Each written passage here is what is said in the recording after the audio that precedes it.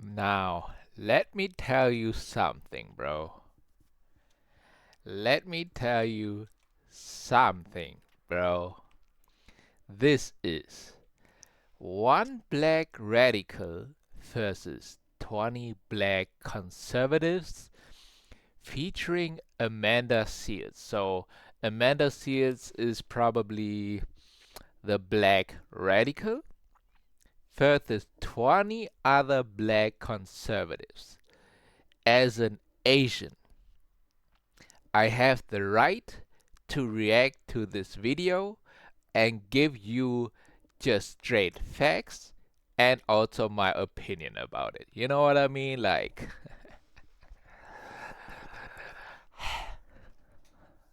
because black culture is getting out of hand. It is getting out of hand. So here we go. Here we go. Toxic. And let's get on the fact that black culture is toxic. And let's get on the I don't know nothing about well, not a lot about black culture, so I can't say it is toxic or not. fact that there's no fathers So in white the black culture home. Let's Stop, talk about stop, that. stop, stop, stop, stop. Who do You're we vote talking. for? Oh, he is stereotyping straight like that? No father at home? Daddy issues? Toxicity at maximum? I love these kind of videos. I'm sorry, because that's where the spiritual ego, I admit it. This is the spiritual ego talking right now. All right. So that means that I have a lot to talk about. To a radical, not a Democrat. Let's Stop, talk about that. stop. Who do You're we vote talking for? to a radical, not a Democrat. The radical mind state simply is living opposite to our colonizers, which is an imperialist, capitalist mind state, and radical blacks do not believe that that is any way for us to have liberation. Well, here's So what when you you- all keep no, no, doing. no, no, You just keep give me- interrupting me when Well- I'm talking, and you don't want to hear the But point the that I'm point going to you're- make. the point that And you're yet you want raising- me to respect your point. And that's not how a debate works. If I show you respect, give me the respect back. Ooh, I knew I was going to be surrounded by ignorance, but damn. Let's go. Greetings. I am Amanda Seals, widely known as a comedian, an actress, a disruptor, an annoying person on the internet who always tells the truth. And I am now an artist. Who always tell the truth. That's already know where she is lying. Why? Because to do always something, it is a lie. It's like saying, I always wake up at 7 a.m. It's a lie. Sometimes I wake up at 6:55. Sometimes I wake up at 7:05 or whatever. Sometimes I had a long night and so on and woke up at 11. But I say I always wake up at 7. It's like these kind of things, it is right away a lie. Like if I say I always tell the truth, it's a lie. But hey, hey, we are off to a good start because this video goes 131. And if you know my content, first of all, I'm a new content creator. I am almost doing it for 3 months. We almost reached the 50 big 50 subscribers milestone. All right.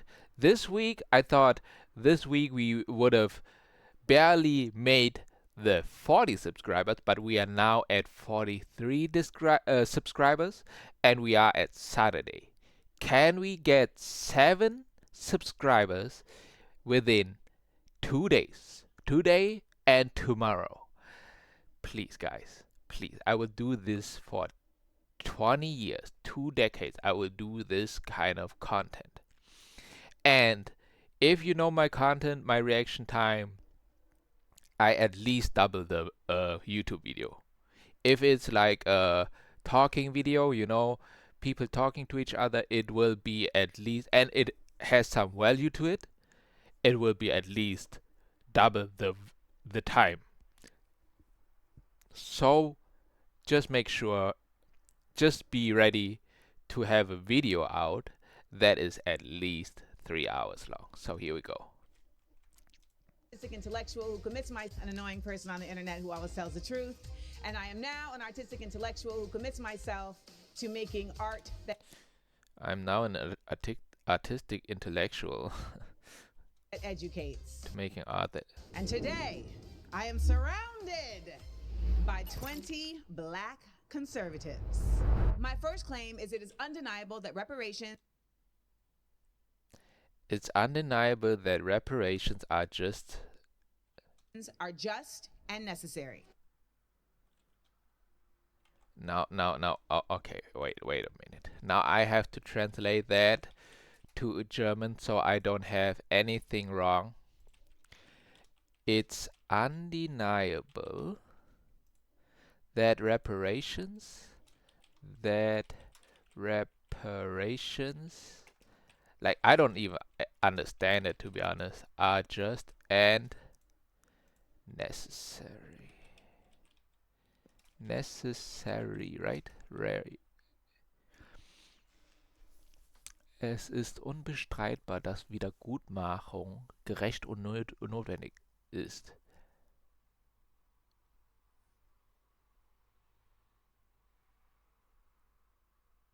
No, no, because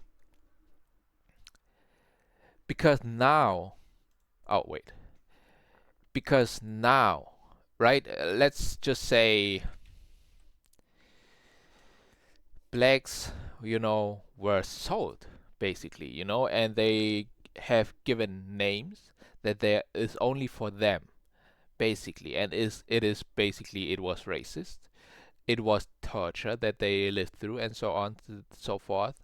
We Asians got tortured also, from other Asians or from other, races like uh, the white race. It was a lot of the white race, of course, but who was it really?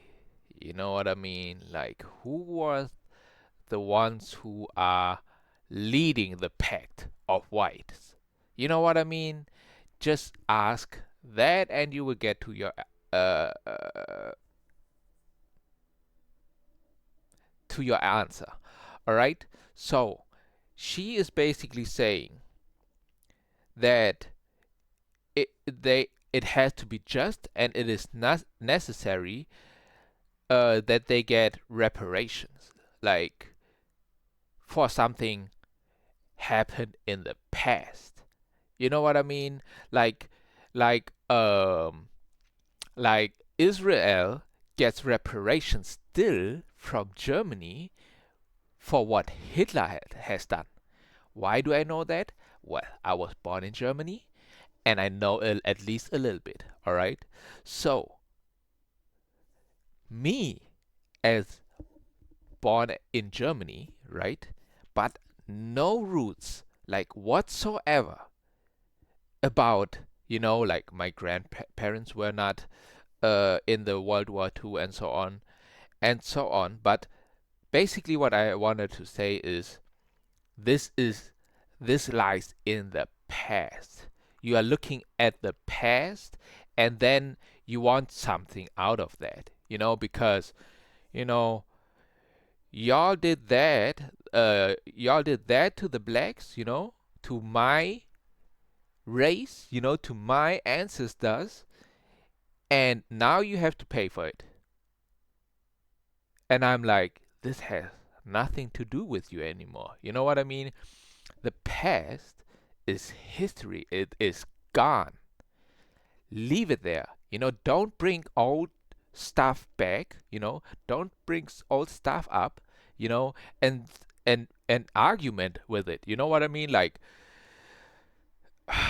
it's like if a woman and a man, in a marriage are fighting, and they are fighting about something unnecessary, of course, like who's doing the dishes and so on. And then it's like they're arguing, and then the woman is saying, well, I didn't cheat like you did like 2 years ago, so you better do that. You better make that better now, or I will leave for sure. You are bringing back things that lived in the past, and not just 2 years. It lies decades away. All right, let's see how they react to it. To debate Amanda's claim, the conservatives must enter the circle. Okay, who's entering? Come on.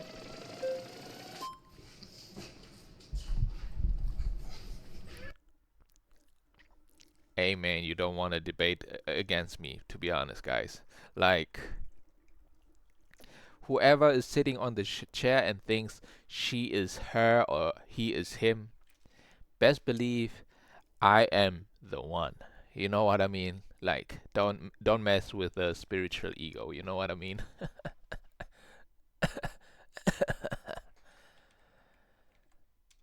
What you talking about? All right, reparations, fair, necessary. My question would be, who's going to get it? Why would they get it? And how long are we going to sit here focusing on trying to get reparations? It's been how many years since slavery? 150 years, 1865? Whenever there's a real thing that this country wants to do, they do it. Stop Asian hate. Okay, there's a problem with the Asian hate. Let's draft a bill, sign it, and it's done. Anything that needs to be done is done. With us, it's a carrot they dangle in front of us that they don't really want to do. And it's not going to help. We need education. Oh, it's not going to help. No, it's not.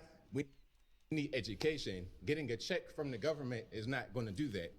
And we need proper education. A lot of us go to these institutions where we're not really prepared, we're not really focused, and we don't get things that'll help us in the real world. So if you want to help Black people, a check from the government, from our tax dollars is going to get raised, because let's be clear, everybody in here is Black.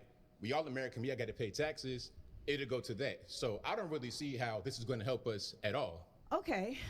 Well, first I'll start with it will help on even just a moral level. The reality is that the United States has become very comfortable with the fact that it does not consider Black people equal, and it shows that in many ways that I'm sure we will discuss over the course of today. But ultimately, there has not been a committed, concerted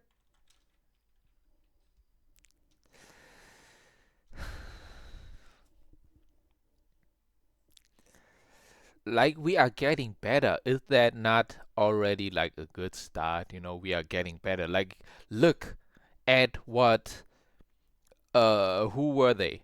Malcolm X, Rosa Parks did. Without them, you know, y'all probably might even not be there where you all are at. You know what I mean? So we are like getting better, at least. You know what I mean? Like, without Rosa Parks, Malcolm X, Martin Luther King, probably y'all might even just still be slaves. Let's be real. You know what I mean? Like, but at least it got better. Of course, somebody had to step up and so on, and we are stepping up. It's not like we are not stepping up and we say it is not a bad thing. You know what I mean? Because nowadays we we now slowly understand what is bad and what is good, you know? So, for example, if it's really true, I don't know if it's true, because I'm not really into deep like that. But come on, bro, like in the streamer world where I know a lot of people, guess what? The black people, the people of color, however you want to call them, the black people, right? Kaisernet, iShowSpeed, whole AMP members, Duke Dennis, Agent, Davis, uh, Chris, they are legends in the streamer industry, or YouTubers even, they are like really, really up there, and some are so entitled that they say things like, only white people put mayonnaise on their sandwich or something like that and eat it like that. Where I'm like, bro, like, come on, like, y'all are already, like, really, it's not just equal now. Sometimes it's even y'all are having the upper hand now. That's what I'm talking about. We want to have it as equal as possible. Let's let's make it like that, but not like now I feel like blacks have the, like, what white privilege was, some people still have white privilege. But what now also happens is, because of movements like BLM, there is black privilege. I'm telling you, there is black privilege, and you almost can't even touch a black anymore. Like, they can say things that is so crazy, and it's okay now. Like, it's crazy. Effort to shifting the mindset around the use of black people as a labor force in this nation back when it was slavery, now in the use of slavery as slave labor in prisons. So on a basic cultural level, reparations are an act of repair. They are an effort to say, our bad. According to the Oxford Dictionary, reparation means the making of amends for a wrong one has done by paying money to or otherwise helping those who have been wronged. Again,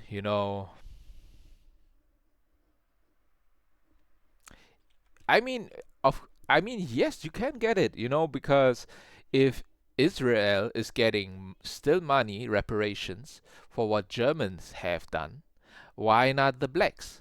You know what I mean?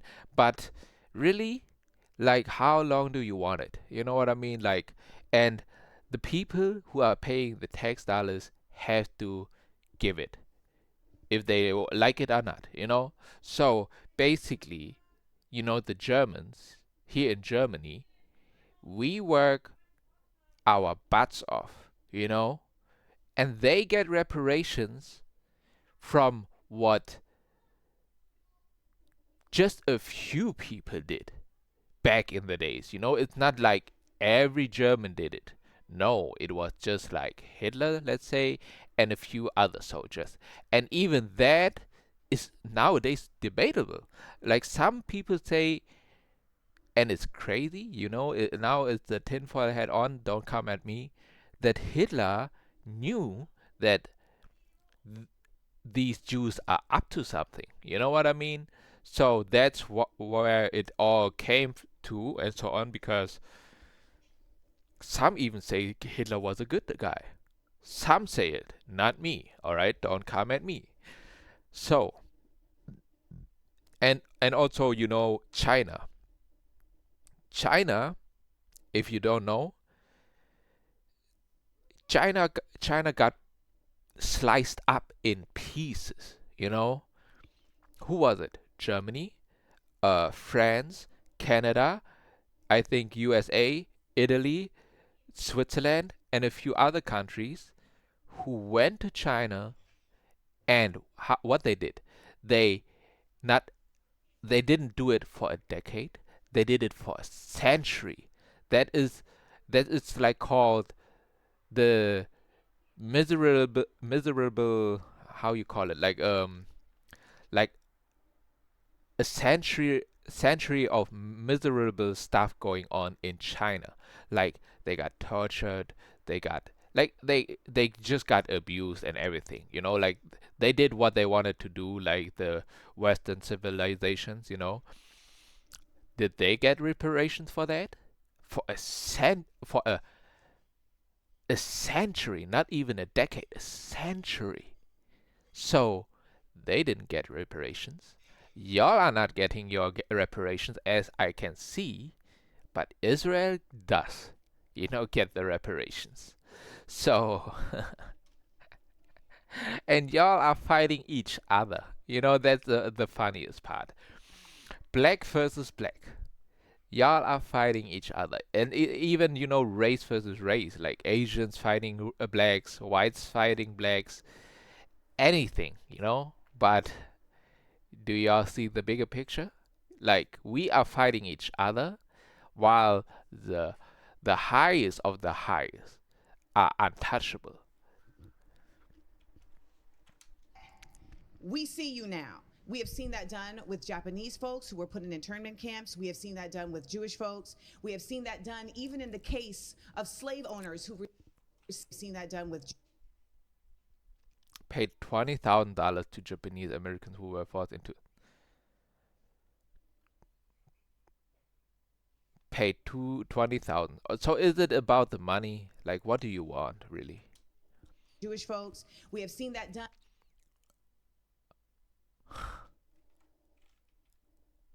Mm, 90 billion.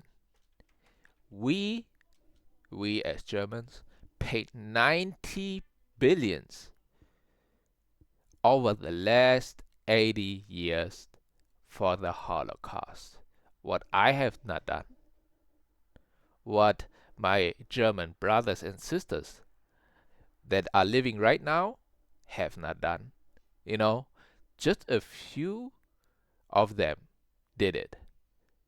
And this is also already still debatable because I saw like people are saying, I don't know if it's true, of course, that people are saying it might not be true. It was like a lot of Photoshop, and these who died were not even Jews. They were some like just people who died from war and so on in the concentration camps and didn't got food, so they basically got starved to death and so on and so forth.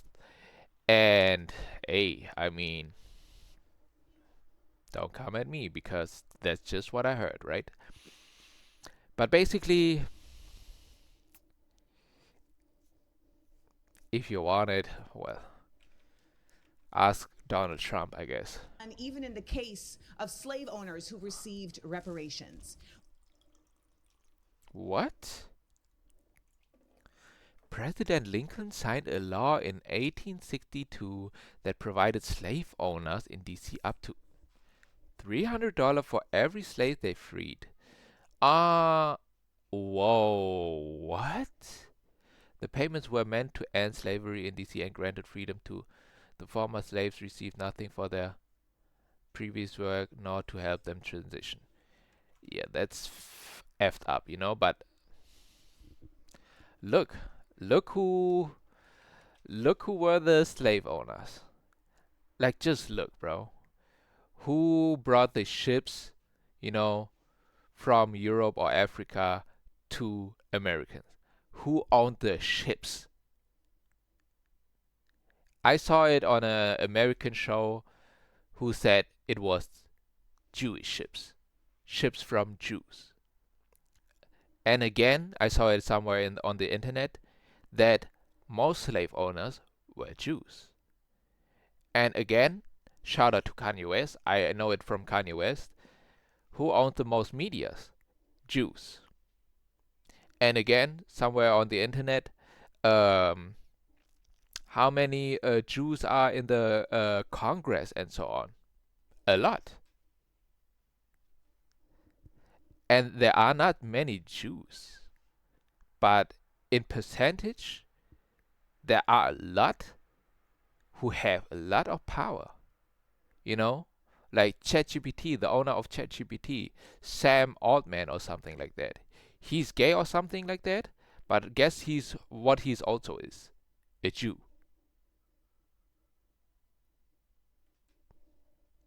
Drake, Jew. Okay, let's not get too crazy about it.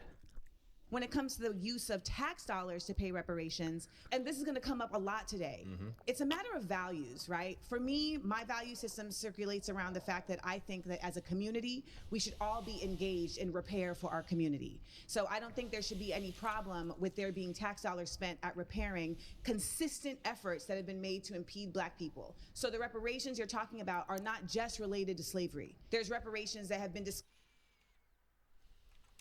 all over this nation in different communities as it relates to particular massacres, as it relations that have been discussed. The conservatives can raise their flags when they would like a different speaker. All over this nation in different communities as it relates to particular massacres, as it relates. When a majority 11 of the flags are raised, a new speaker may step into the Relates to redlining nation in different communities as it relates But he did good. He is doing good, in my opinion.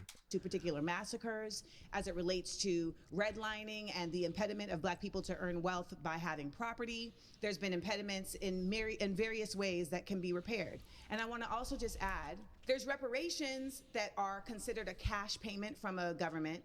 There's also the version of reparations that shows up in how funds are applicated to specific groups of people. So there's multiple ways in which what you're stating cannot happen could very well happen. Okay, now as far as the money going towards certain things is going to help us, let's look at Baltimore public schools. It's again about money. You know what I mean? Like, this is the ugly part, bro. Like, she probably want the reparations for the money. Like, for what else? Like, for what else? Like, the others got paid. Why shouldn't we get paid? You know what I mean? For the thing they did in the past, which is history. Do you live in the past? Do you always want to bring up the past in your life and not be in the present, in the moment, and just enjoy life? No, we're not doing that because we want something out of it. We want money. It's always about the money. But what the thing is with money, money is destroying us. How about we look for a system? Spoiler alert, we don't even need a system without money. You know, no money, and we all just in nature again. I know it's hard for a lot of people. They are like, we came such a long way. Why should we do that? Well, guess what? With the technology we are doing, we need electricity. We need internet. So people have to work. For that, everything to happen, how it's happening, if our smartphone is damaged, we need somebody who is repairing it. So we need workers also for that. So we need specific workers for specific kind of reasons. What if we don't have all of that anymore? We don't need all these workers to have these kind of specific needs and so on. You know what I mean? So the thing is also with it doesn't matter with what it is, you know. But what if we just live in nature, no electricity, no internet, nothing digital, basically, you know, and everybody is like, how can we even do that? You know, I am addicted to my smartphones and so on. I'm addicted to internet. Grow up, you know, grow up. Just grow up, bro. Like, okay, you see me on the internet also, but it's for a reason. For you all to open your eyes and see what is going on. Like, we don't need money. We just need nature, God, food, shelter, clothes. That's it. Y'all don't think we can survive outside, you know, without internet, without money and anything? Just survive in the wild, in the nature. Live how we supposed to live, you know. I guess we don't want it. I guess we don't want it. They get, I think, the third most money per pupil in the US of A, like $15,000 per student, but yet the majority. Baltimore City spends $18,000 per student, the 13th highest of the nation's 100 largest districts. Despite the spending, only 16% of 8th graders read at. You know, they all are really intellectual human beings, but intellectuality or whatever it means, it just brings you that far. You know what I mean? They don't look at it as a bigger picture like me. I promise you, they don't. The population that comes from that environment can't read. They're illiterate. So we're dumping money on the situation, yes, but yet we're not getting the results we should get from it. Money's not going to help the thing. We need to just focus on what we need to focus on. As far as Black people being labor force of this country, what else are we doing? We got 25% of us on some kind of government assistance. Black people receive varying levels of government assistance. 37% are enrolled in Medicaid or CHIP, 24% receive SNAP, 13% receive free or reduced school meals. Okay. And every few black men will go to jail. We got to do something. 1 out of 3 black men will go to jail. We got to work with our hands, work with tools, do something because we're not doing much of anything. Why is it that a lot of blacks are going to jail? That's also a thing. Because where most blacks are living, right? They built a system like that where they live in a really bad environment. It is basically the hood. You know what I mean? And there are a lot of hoods in America. Guess what? They are. You know? So they built the system like that. So y'all are staying uneducated. You know, a lot of people, especially, the blacks, I understand that, It's not like I don't understand nothing. So they built the system. So, y'all get suppressed and so on with a bad environment. There is a lot of violence. There is a lot of drug abuse because everybody wants to get out of it. They're trying to make money somehow, and that's of course bad, but it's still y'all are getting out. A few rappers, for example, and then they talk about it in their raps. And that's how we also are aware of your situation and so on. Like Youngboy never broke again, NBA, NBA Youngboy. Guess what? He's really from the mud, brother. And he's really from the hood. And what he experienced from a young age, killing from his brother and friends and so on, and he killing other people and so on. Like, there's so much to it, bro. And the system goes like this. So what we should do is not asking for more money. We should destroy, not destroy. Like, and I'm not saying that, like, but there should be a complete other system that doesn't involve money. Basically, how I said, we don't even need a system. Just no money. But that also means nobody's working anymore. We just work for ourselves. We just work for food and for survival, and that's it. So what that means is we don't have a time where we need to work. We work when we are hungry. We work when we see, okay, we need food. That's when you work. That's when we should really work. You know what I mean? And not for money. It's so money oriented. And she is like, look at her fancy Sako or what that means, and her fancy. I already know she has money and she can't get enough of it. Like, I just know that for a fact. And also, one more piece here. Reparations, again, always jail. We got to do something. We got to work with our hands, work with tools, do something because we're not doing much of anything. And also, one more piece here. Reparations, again, always anchored in front of us, never going to happen. As long as you've been living, as long as I've been living, as long as everybody been living, they say we need it, we need it, we need it, and it never gets done. One more piece. You just said one more piece, then you're adding another one. I promise. So hold on to it. Hold on to it. I'm gonna land the plane. I'm gonna land the plane. I promise. Reparations is a thing. Like I said, it's a carrot that dangle in front of us. They're never really going to get it done. And if it was going to get done, it would have already been done. It's just something that they're using to try and make us stay Democrat. That's what I wanted to say. Well, Ooh. Okay. Democrats are not doing reparations either. This is not partisan. This is black partisan, baby. Okay, Well, this is who nonpartisan. do we And so- vote for? Who do we vote for 93% of the time? There's no incentive.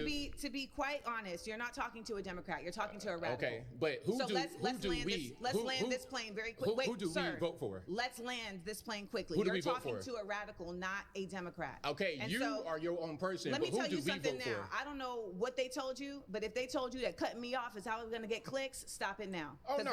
That's not how we're going to. That's not how we're going to enter. We having a debate. A debate does not require continuously cutting somebody off. Okay, no problem. Now, I do want to state this. You're stating things as it relates to how money is not fixing a problem without acknowledging the fact that the problem doesn't exist in a vacuum and that there are so many other factors that are determining things as it relates to how money is not fixing a problem. And she knows it doesn't. Like, she just knows it doesn't.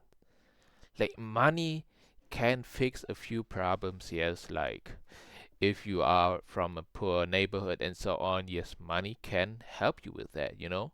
But this is the thing. They want you to see that money can fix so many things, so we value money.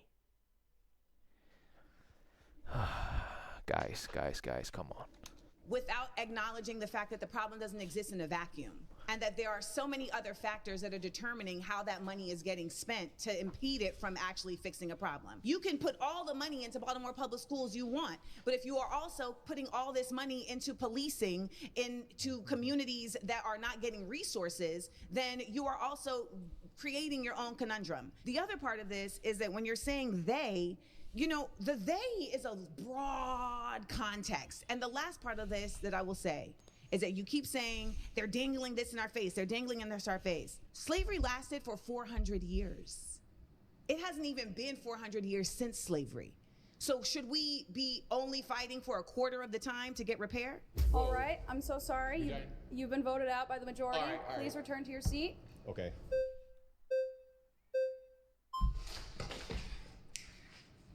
My name is Matt Nuclear. Hello, I Matt. appreciate- Matt sure. Nuclear? Matt Nuclear, yes. Matt Nuclear, give me a better handshake on that. Let's Thank do you. it. I All right. That's where the comedian came out. Give me a better handshake for that, Matt Nuclear. Bro. Okay, alright, wait.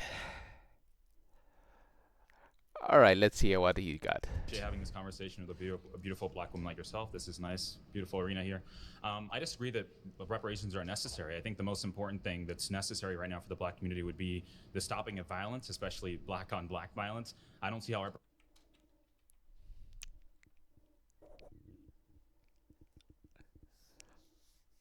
Matt Nuclear, man, I really like you, bro. Black on black violence. Now listen to that, bro. Now listen to that. reparations going to solve anything. You can give everyone here like a $50,000 check, especially people that are in the streets who are committing violent crimes consistently. A $50,000 check, it's not going to fix anything. Whoa. Wait, is it really every black person in America gets a $50,000 check, for example, right? Because that actually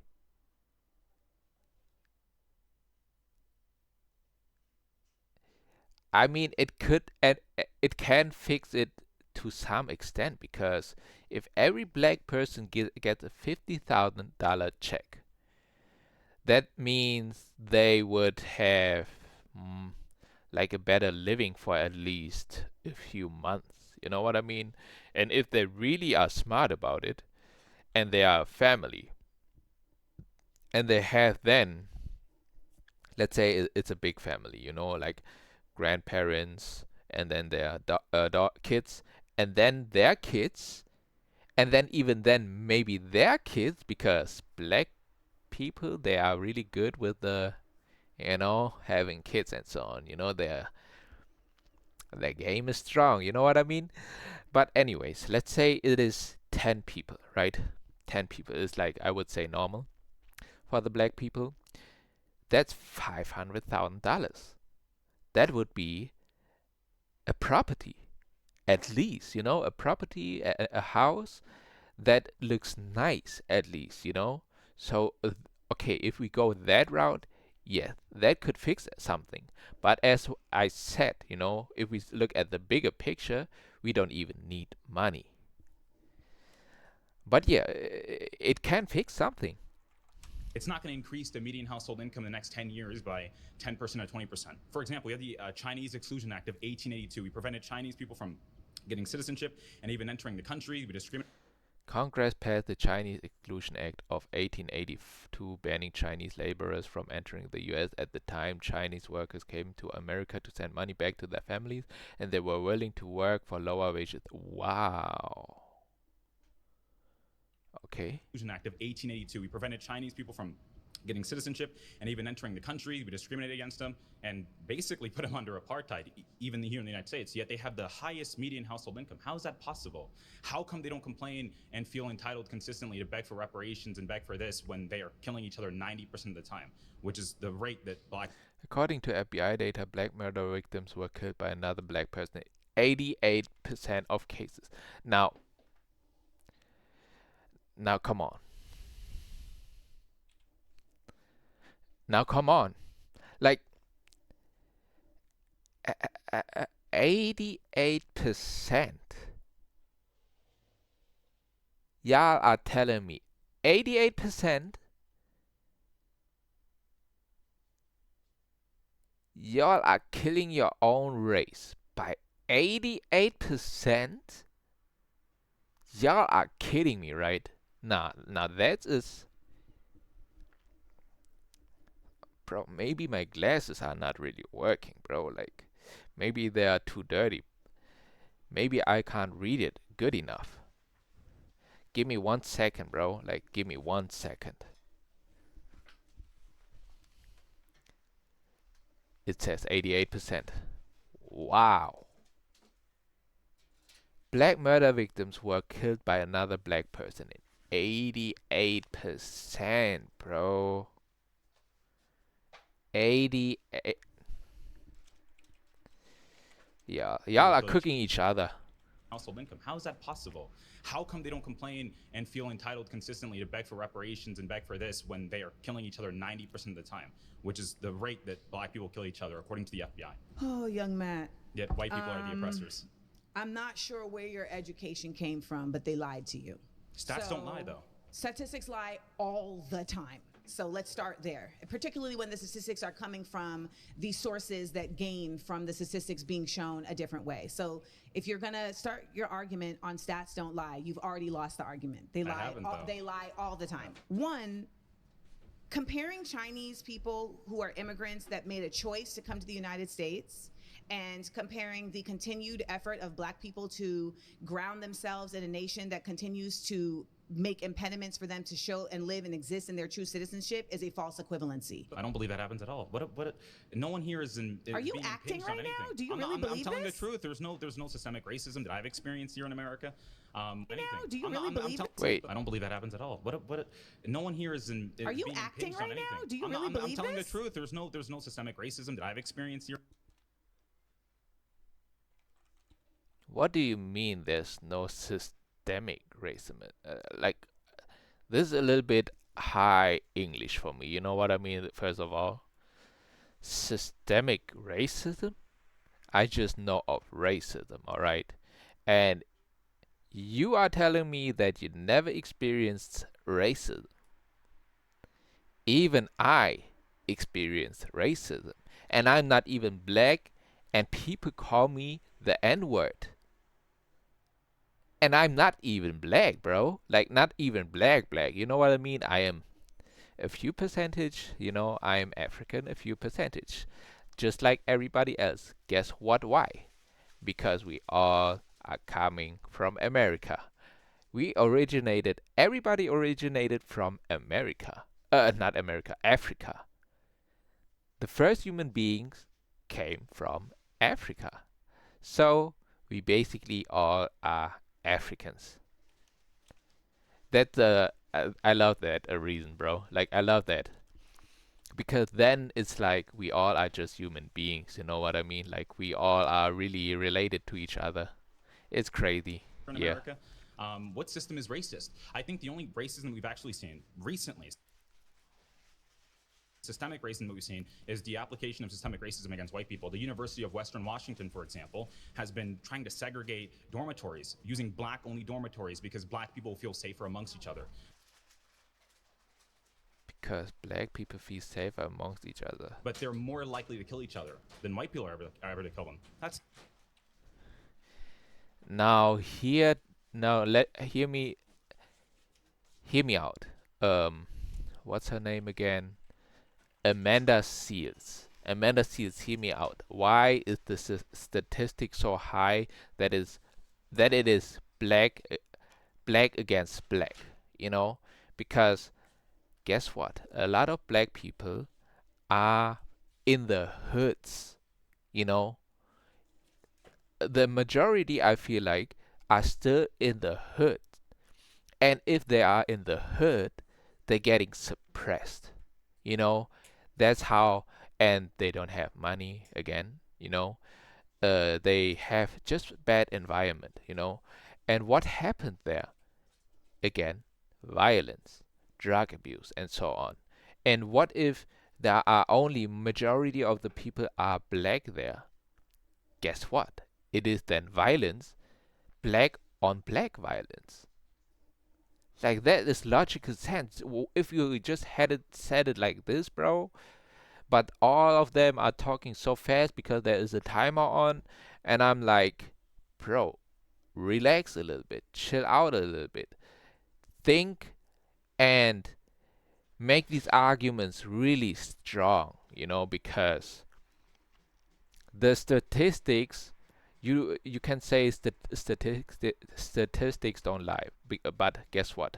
Some really lie, you know, just to profit of them, you know.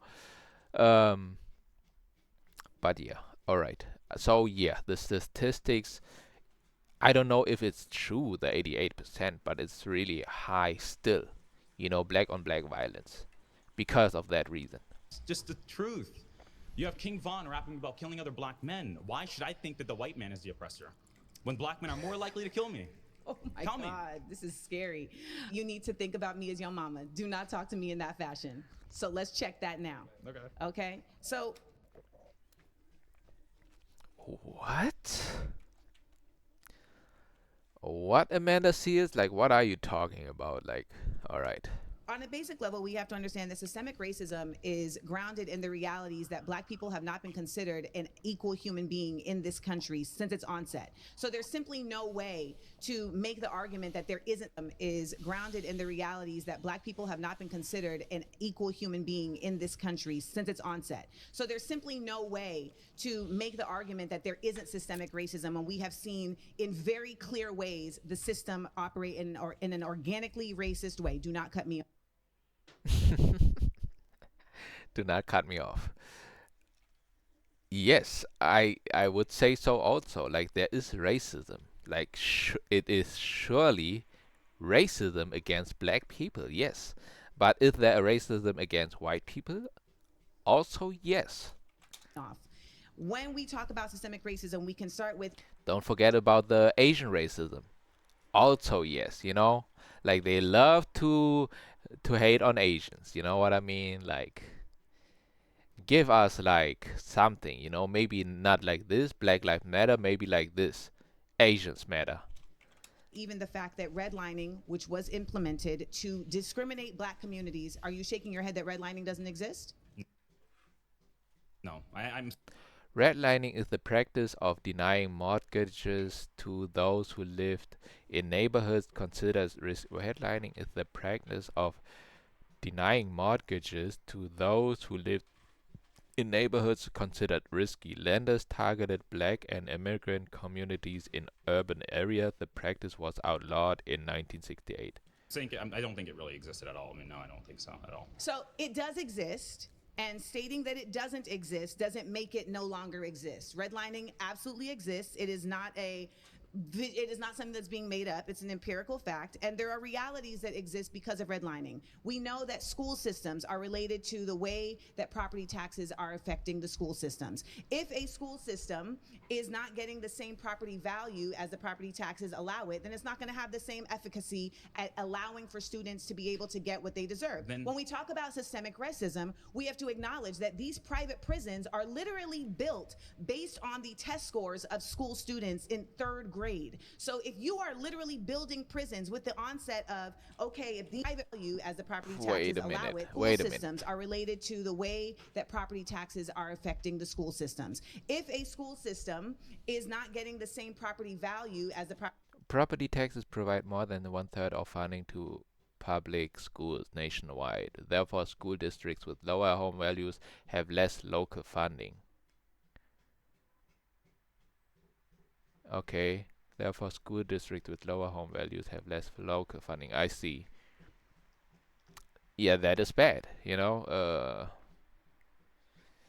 Education, to have education is like a must in this kind of system we are living. If we don't live in this system, we don't need this kind of education. You know what I mean? If we go back to the root, to nature and so on, do you think I need to know like 9 times 9 is 81? Guess what? No. Do I need to read? Do I know how to, do I need to know how to read then? If we are just in nature? No. No. Guess what? This system we don't need anymore. Like this education we wouldn't need if we live really in nature. Like this is unbelievable to think for a lot of people, but that is just the way it is. That's just the way it is. Things will never be the same. Sadly. Because of y'all. Y'all are too greedy for that. I want reparations. I want that money. Think bigger, please. Allow it, then it's not going to have the same efficacy at allowing for students to be able to get what they deserve. When we talk about systemic racism, we have to acknowledge that these private prisons are literally built based on the test scores of school students in third grade. So if you are literally building prisons with the onset of, okay, if these people are not reaching a certain reading level, then we know that they're going to go down a prison industrial pipeline where we can use their free labor. Then how is that not systemic? And if you want I would agree. Yeah. If that's the fact, then yes. Stop them from entering prisons. How are you going to stop people from entering prisons if your goal is to get them into prison? Sure, make them try to be more like Ben Carson than be like King Von. That's very, very simple. So how does King Von happen? How does King Von happen? King Von reparations. Actually, no. Let me land the plane. Yeah. We're talking about reparations, and what you're doing is actually just trying to get this conversation off the facts. And the fact is, reparations are just and necessary because on a basic level, black people built this country, and the country continues. Whoa. You say black people built this country. Don't forget about my Mexicans, at least. You know what I mean? Don't also forget about a few of my Asians, and of my white race, like Caucasians. Don't forget about them. We are all just normal folks, and the normal folks, guess what? They worked. Of course, because of slavery and so on, the whites had the privilege and so on. So basically, yes, blacks worked more. It is what it is. I am not arguing about that. Black people worked their butts more off and died, probably also because of slavery and so on, for I guess 400 years. I didn't know that it was 400 years, bro. To thrive off of the labor that black people put into this country. And it would behoove you, young man, to really understand the way that your ancestors put blood, sweat, and tears into this nation that is still living off of those blood, sweat, and tears. And let me also add, there are reparations and then there is remunerations. Do you know the difference? Yes, but can I finish one No, point that I wanted to answer the say? question. Ben Carson's cousins were killed at a very young. I'm so sorry. You've been voted out by the majority. Okay. Please return to your seat. I hope some of y'all are acting. I really do. We in LA.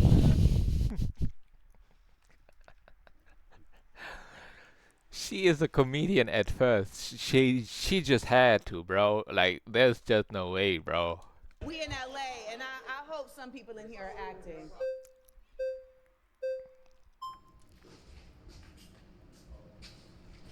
Oh, what's that on your chain?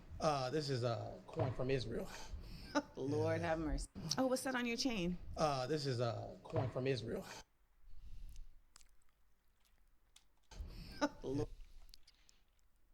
The brother. Now don't lie to me. Don't lie to me. What do you mean by that? Like, I need to know. Lord have mercy. Yes, you gotta go. That's a choice that you are making for yourself. Yes. The thing with the whole reparations thing, and Finally. Finally, who is not talking that fast, bro? Like, I'm getting a headache if people are talking fast because then I have to understand and listen also fast, bro. And that keeps my head really hot because I'm overthinking just because of y'all just trying to understand everything what y'all saying, bro. Like, this is crazy. I don't know, we're probably close to the same age, so maybe you can't call me How old are mom. you? That's a choice that you are making for yourself. Yes. The thing with the whole reparations thing, and I don't know, we're probably close to the same age, so maybe you can't call me How old are mom. you? I'm 32. I'm 44. Oh, really? Oh, you look young. Thank you. Yeah, you trying to flirt or what is going on, bro? Like, go on. That's what water and keeping stress out of your life will do. Really? Liberal positions are real stressful. By the way, I wouldn't know. I'm not a liberal. Carry on. Well, it's the liberal position because conservatives believe in hard work. We believe in going to work and working for what you got, Yep. not asking for handouts Right. from people who never had slaves. Some of the people that you're asking for money from never had slaves. And let's talk about the fact there were also black people that had slaves. So if you want to talk about Oh, really? There were approximately 3,700 free black people who owned 12,000 slaves. Very interesting. Very interesting. Hey, brother. I didn't know that. To be honest. that, how is that fair if I'm a white person and my family fall on the side of the Union? Why should I have to pay for slaves when this whole country was never all racist? Some of the founding fathers were abolitionists, and they hated slavery, and they actually put things in the Declaration of Independence and things too because they believed that there'll be a future where there would be a black president one day, or that there would be.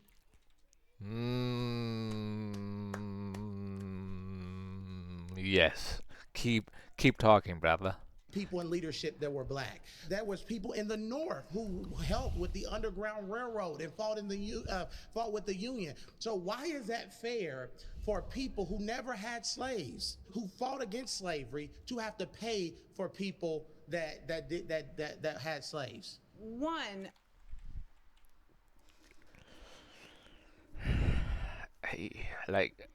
That's what I said basically. Why should I have to pay taxes? For reparations, what I didn't even done. None, and either my grandparents or my parents to Israel. Why? Like, just why? Just because I live in this country in Germany?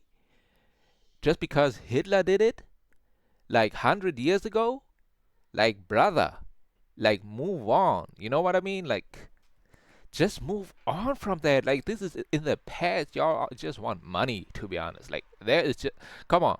Like Amanda, what you are going to say? Come on. From my understanding, you are more interested in preserving the fairness of those who didn't have slaves than the fairness of those who are the descendants of slaves. That is priority to you than finding a fair way to accommodate those who have been the descendant of slaves. Well, our ancestors wasn't asking for handouts. They were asking for equal opportunity, and we have equal opportunity in this country. We had a black president, just in case you didn't know. We had a black president, and we had a black vice president. I mean, I think she was black. They said she was black.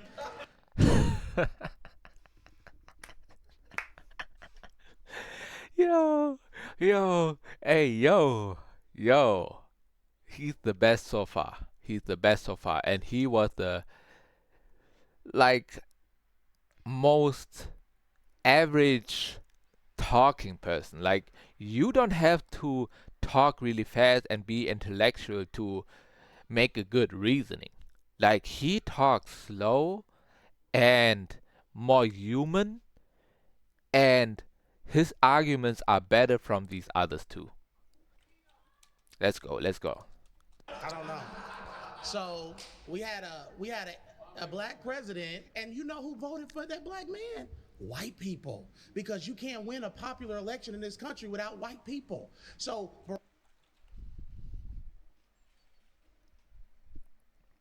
Yes. Keep on going. Keep on. Wait. Now I have to say, I have to say, how many ethnic groups are in the USA and put them into percentages. Please, I hope you are like ChatGPT, bro.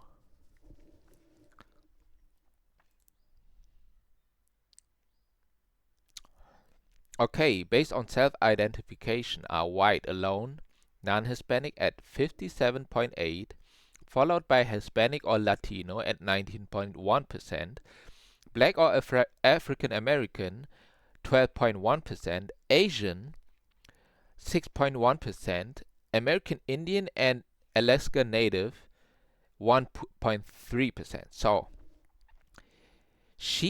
Amanda said, blacks built the US. I said, don't forget about my Latinos, Hispanic or Latinos, alright, and my Asians and whites. Like, there is just no way. Okay, you are like a radical. Maybe you think blacks did everything, but guess what? They didn't do everything. And he is talking the truth now. Now, listen to him.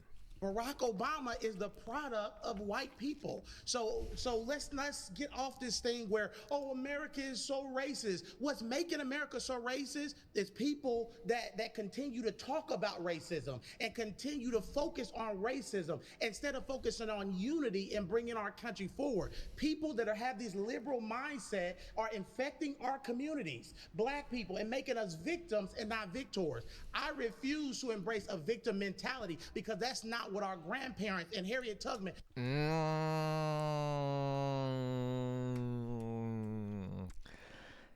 He gets it. Victim mentality. You are in a victim mentality. Why? You want reparations for what the white people did to your ancestors. You have a victim mentality. He is speaking facts, straight facts. I love it.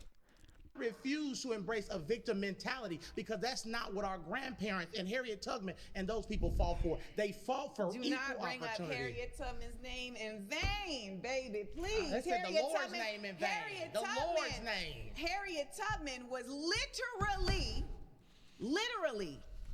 saving her family and others from slavery. Yeah. Harriet Tubman directly rescued more than 60 people and provided assistance to dozens of others. During her journeys to freedom, Harriet Tubman received help from free and enslaved African Americans and whites, including the Quakers. You know who helped her? White people. You know who helped her? They were on the Underground Railroad. No, Said, no, come on in, no. come You on know in. who helped her? Come on in. No, you know who helped her? God and People who benefit from white supremacy. One of the things It's a lie. White supremacy is a lie. Now, yeah, you got basically now, you don't know all of your facts, Amanda. You gone, be gone. Like, get out of here. Like, it's already finished. You are finished with it. All right. No, sir, It's that's a simply lie. not There's true. no such. I mean, If that were not the case, then we wouldn't see the continued. Not There's true. no such. I mean, One of the things it's a that lie. White supremacy is a lie. No, sir, It's that's a simply lie. not There's true. no such. I mean, if that were not the case, then we wouldn't see the continued effort of colonialism and white people placing themselves in positions of power You when know they why do they're not in have the position of power? Because Let their me hear culture, this. black culture, is toxic. The black culture is toxic. We have produced a culture that is toxic. And let's get on the fact that there's no fathers in the black home.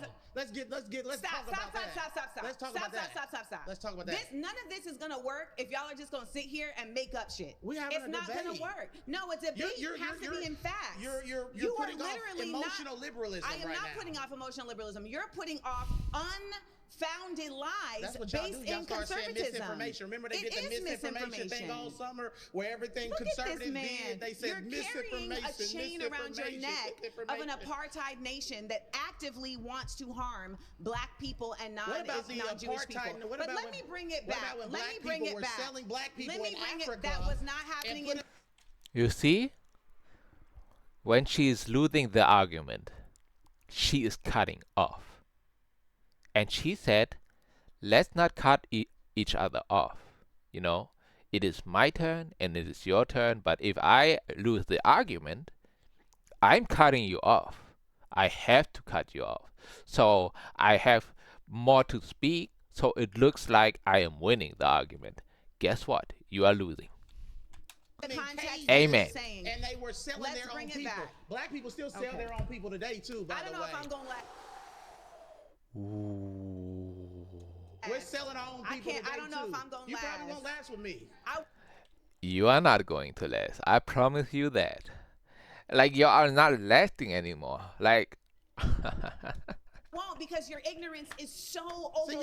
See, that's liberals. Y'all start name calling when y'all getting it's defeated not in an name argument. calling. You won't have an argument because you keep cutting me off. Oh, well, that's fine if they don't let me come You back won't up. even. I made my point. You didn't make your point. I made my point. You haven't And made I'm your okay point. with being And let me voted just out. tell you about your point. You started off saying we believe in hard work. Yeah. And we believe in being compensated. Reparations is not though. Reparations is not hard work. It's stealing. It's Robin Hood. You said you believe in hard work. Yes. And you believe in being compensated for hard work. Yes. Were slaves compensated for their work? They weren't compensated for their work. But why should people who are sitting at home playing video games, smoking marijuana, Are you sitting at home be playing a giving video checks? game? Are But you no, sitting at home playing a video game? The people that they wanted Am I reparations sitting at home for, playing a video game? No. The people and they I don't want know reparations I don't for. know who these people are that you're talking about, because the majority of the black community is not sitting at home playing video games. The majority of the black Where are you community is getting doing a that lot of statistic? things. Where are you A lot getting of that things is not statistic? right. she doesn't know, I guess, that a lot of. All right, let me just see really quick. How many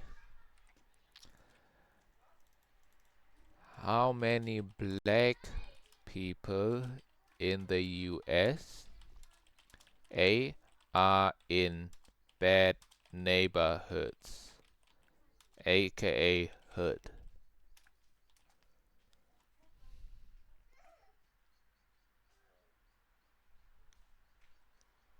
Okay, let me ask ChatGPT, because, and y'all won't see it, but just believe me when I say it, because why should I make things up? As of recent data, approximately 25% of black Americans reside in high poverty neighborhoods. This is notably higher than the. Okay.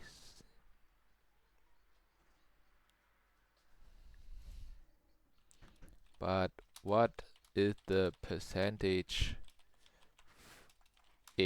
in bad neighborhoods?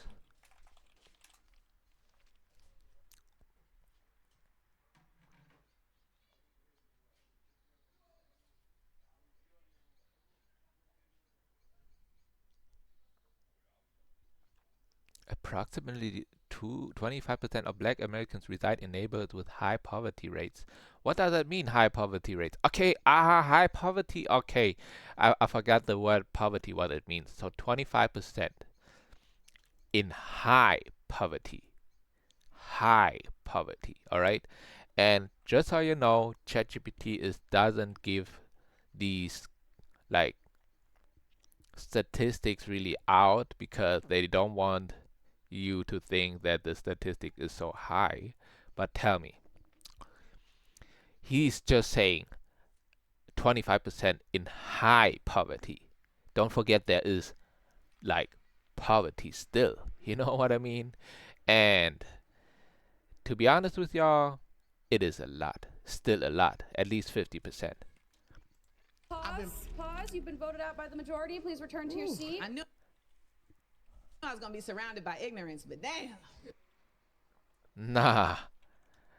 I don't even know why they outvoted him, because he was really talking that talk, bro. Like, wow. Respect to him, brother. The people that they're wanting Am I reparations. sitting Like, how many are sitting at home playing video games? I'm telling you, a lot of people. Not just black people, but a lot of people. And smoking marijuana, you are like, that is a fact, bro. Like, didn't you listen to 21 Savage's song or interview or whatever it was? And they are all playing NBA 2K and so on, drug dealing, and if something is happening, sliding around, bam bam bam bam, drug dealing. Like, this is really the hood, and that is real. Like, that is not just fairy tales and stuff like that. Where did you get the statistic? Just look around, bro. Like, listen. All right. at home playing a video game? No. The people And they I don't want know reparations I don't for. know who these people are that you're talking about, because the majority of the black community is not sitting at home playing video games. The majority of the black Where are you community is getting doing a that lot of statistic? things. Where are you A lot getting of that things that's not statistic? right. I've been- Pause. You've been voted out by the majority. Please return to your seat. I knew I was going to be surrounded by ignorance, but damn. Let's go.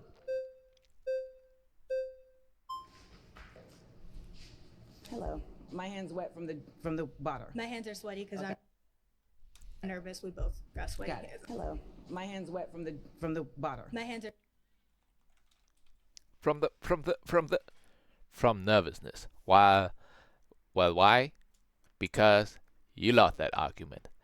Like, not one-fold, or two-fold, or three-fold. Like, tenfold you lost that argument. The last one, he's destroyed it, like, really.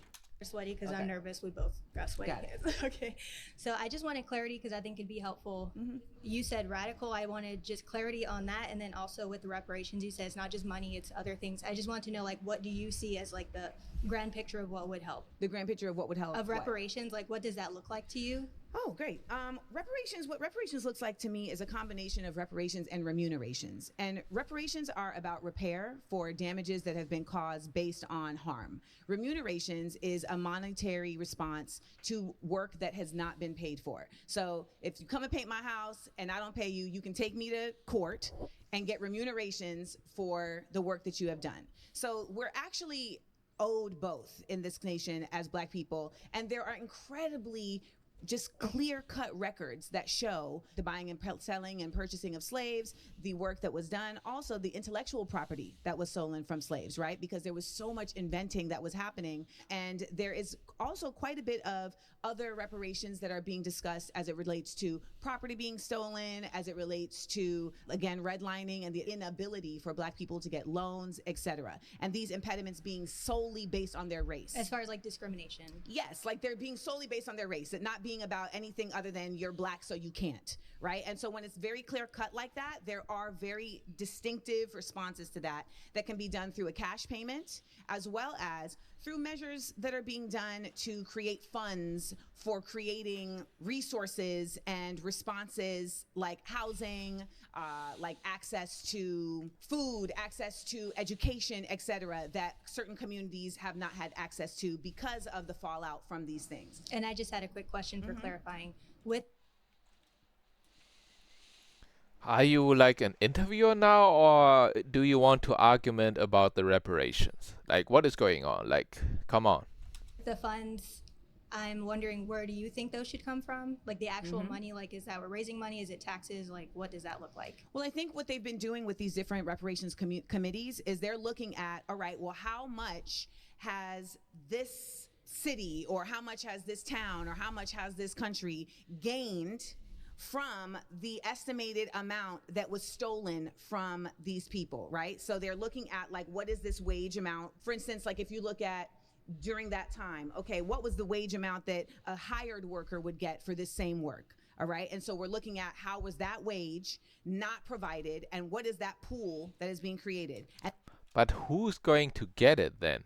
You know, the money.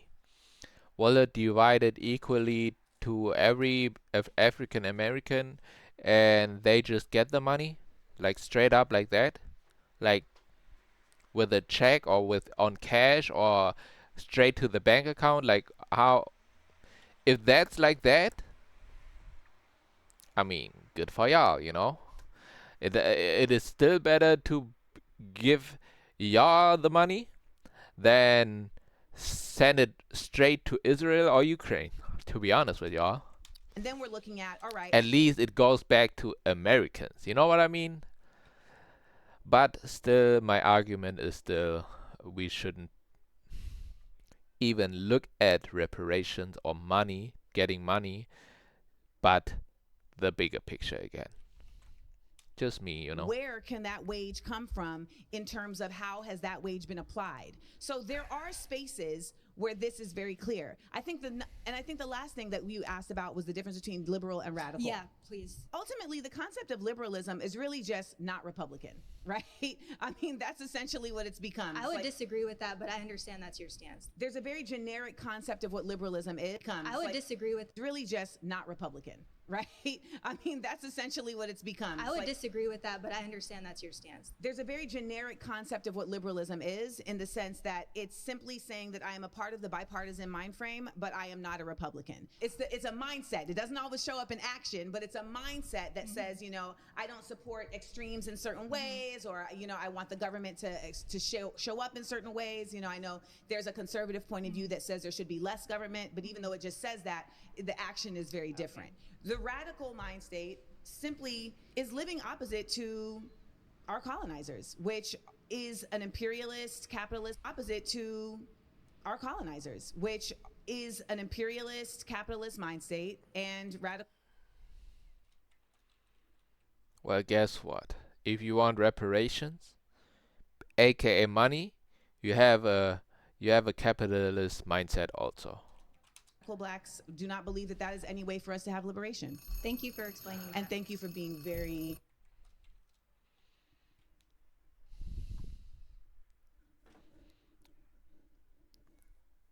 She didn't even bring any arguments, just questions like, all right, maybe she is on her side then, you know? respect. We were told to be respectful. We're not your enemies. Thank so. you, my good friend. Surrounded is now a podcast, available wherever you listen. Search Surrounded, plug in. That black on black crime is a... My next claim is that black on black crime is a result of underinvestment and over-policing. Black on black crime is a result of underinvestment and over policing. Like a lot of policies? Wait a minute. I have to ask ChatGPT.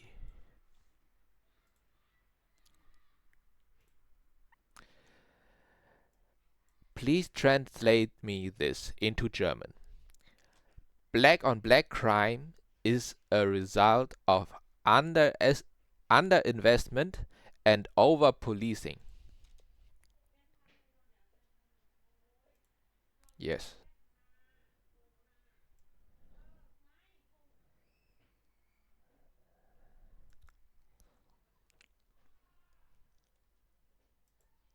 Over policing is too many police, all right, and not enough investment into that, bro. Like, what do you want me to say? Like, do you see Gaza as like an open prison, right? Do you see the hoods in America where a lot of black people live? This is basically an open prison. This is basically an open prison, you know? Just that they can do drug abuse and so on, like selling drugs and so on, having weapons and so on, but just understand why they have weapons and so on, It's so violent with the police and so on that they have to protect themselves. So it's the same goes for Hamas.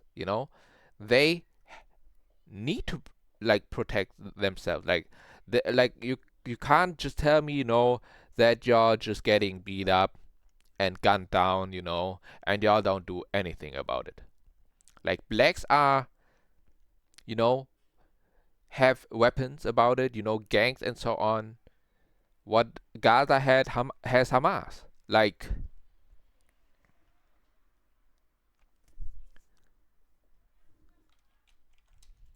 Policing. like I don't even know who can argue about that. Like what is like that is not a claim, that is a fact. Like straight a fact. Over policing.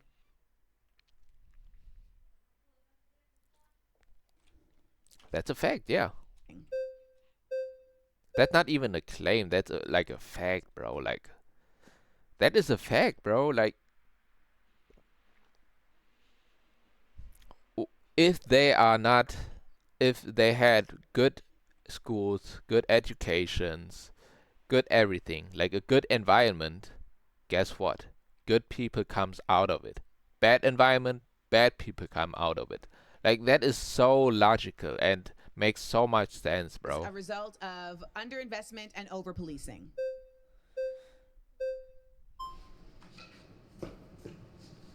So you say that black on black crime is due to underfunding and over policing, essentially. Yes.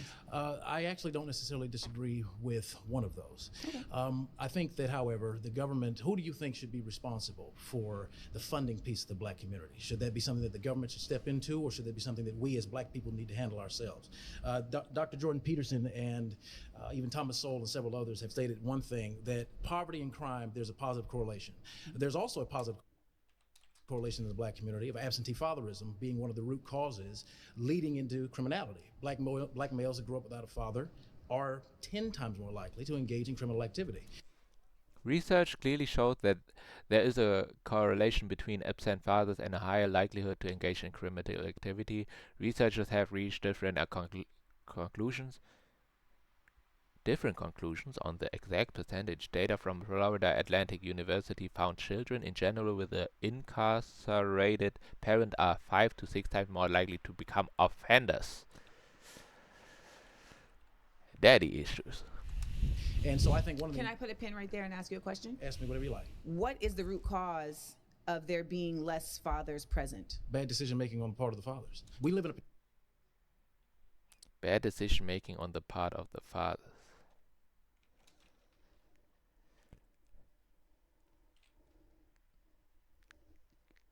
Like, I can't even argue about that, because that's like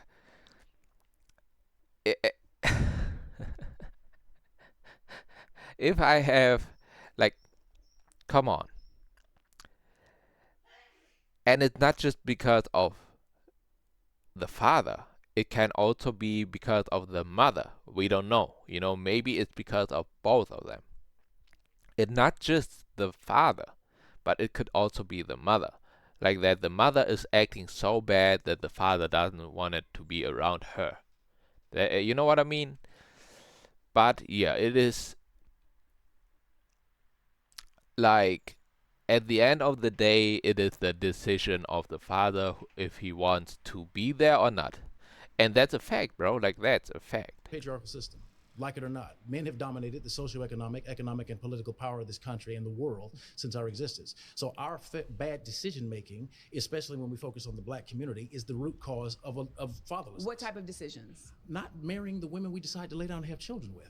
Not being careful with the seeds that we plant in women. No woman can get pregnant without a man planting his seed inside of her. So therefore, So it's marriage. well, that's a part of it. That's marriage is a part of it. Okay. But the true piece that I'm looking at is connectedness between familial units. The black community was at its economically strongest while being at its poorest during the segregation era. Prior to 1968, Dr. Martin Luther King in his last speech said that we have an annual income of more than $30 billion a year, which is more than all of the exports of Canada and more than all of the exports of the United States and more than the national budget of Canada. That was when we were economically at our poorest. Yet 85% of our black, which is more than all of the exports of Canada and more, that we have an annual income of more than $30 billion a year, which is more than all of the exports of Canada and more than all of the exports of the United States and more than the national budget of Canada. That was when we were economically at our poorest. Yet 85% of our black children were growing up with a father in the home. There was less black on black crime. The substantial progress in educational attainment of African Americans has been accompanied by significant absolute improvements in wages, incomes, wealth, and health since 1968, but black workers still make only 82.5 cents on every dollar earned by white workers. African Americans บออิ่มแล้ว but African Americans are 2.5 times as likely to be in poverty as whites. Wait, African Americans are 2.5 times as likely to be in poverty as whites, and the median white family has almost 10 times as much health as the median black family. Wow. Wow. Okay. There was less. But he's also good. He's really good. Yeah. There was less black on black crime. I can actually see that. Disenfranchised. Why was there less black on black crime? Because we needed to live together. We had to stick by each other. Yes. And no, you asked the wrong question. You should ask yourself, why is the black on black crime nowadays so high? You know, because of the bad environment they are living at, you know, and they getting basically pushed to each other to kill each other. That is the point of everything. You know what I mean? Like, it's like playing chess, right? Basically playing chess. And we don't have to get our hands dirty, you know, they kill each other. Like, that is the best thing whatever, like, ever could happen. You know what I mean? Like, blacks killing blacks, and we who is it? You know, like, who is scheming everything? Blacks killing each other, or whites killing blacks, blacks killing whites, Asians killing whites and blacks and killing Asians, whatever it is. They are killing each other down. We don't give a fudge about these races, you know? They are second-hand. They are not even really human beings to them. Hey, black on black crime. You know, it doesn't matter which crime it is. At least they are killing each other, you know, and we don't have to do anything. They are fighting each other, you know. Well, okay, they did a few things, you know, and they built basically the system. That's how it is, and that's why people kill each other. All right. We had to stick What by was each there other. also less of? I'm not sure where you're leading. That's a leading question. I don't. We had to stick What by was each there other. also less of? I'm not sure where you're leading. That's a leading question. I don't like those. You don't like this? I don't like leading questions. No, I like direct stuff. So essentially, when we were living in our own communities, we were also policing our own communities.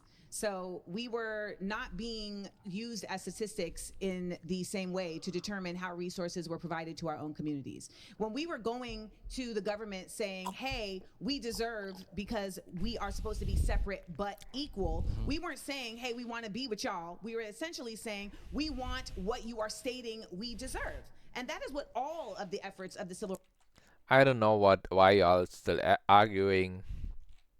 He said, I'm not even disagreeing with the fact what you are saying, but he came up with something else and now they are arguing about this. I'm like, y'all just wanna argue with each other. Y'all wanna fight each other. Y'all wanna kill each other. What they did, put a black against 20 other blacks. A black discussion. Blacks arguing with each other. Blacks who are not united. Unite, guys. Like, let's unite all. It's not just, first of all, the blacks have to unite within themselves, as should the Asians do, as should Mexicans do, and everything. But more importantly, not just blacks uniting with other blacks. No. Human beings uniting with other human beings. Look at the bigger picture. Don't fight with each other. Don't argue with each other. Like, I'm getting a headache because of this. Like, bro, it's not that hard. Like, you can put in facts all the time, bro. I don't care. Like, the fact is, we are arguing with each other. Like, y'all are arguing. For what reason? For what? Like, just for the fun of it? For the entertainment of it? Please. has been. It's literally just been to say, you said when we got out of the Civil War that we would be considered citizens, and all citizens should be getting equal access to these things. However, you are actively allowing the Klan to harm us. You are actively allowing... Who's killed more black people, the Klan or us? I would like to continue my statement. I let you speak uninterrupted. You did. When we talk about this concept...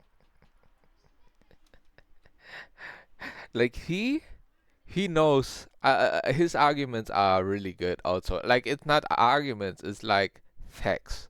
So you can't do anything if it's just straight facts. You know what I mean? Of who is harming us. We are really making a false claim when it comes to black on black crime, as if there isn't white on white crime. There's also this unnecessary effort to try and pathologize black on... I said it.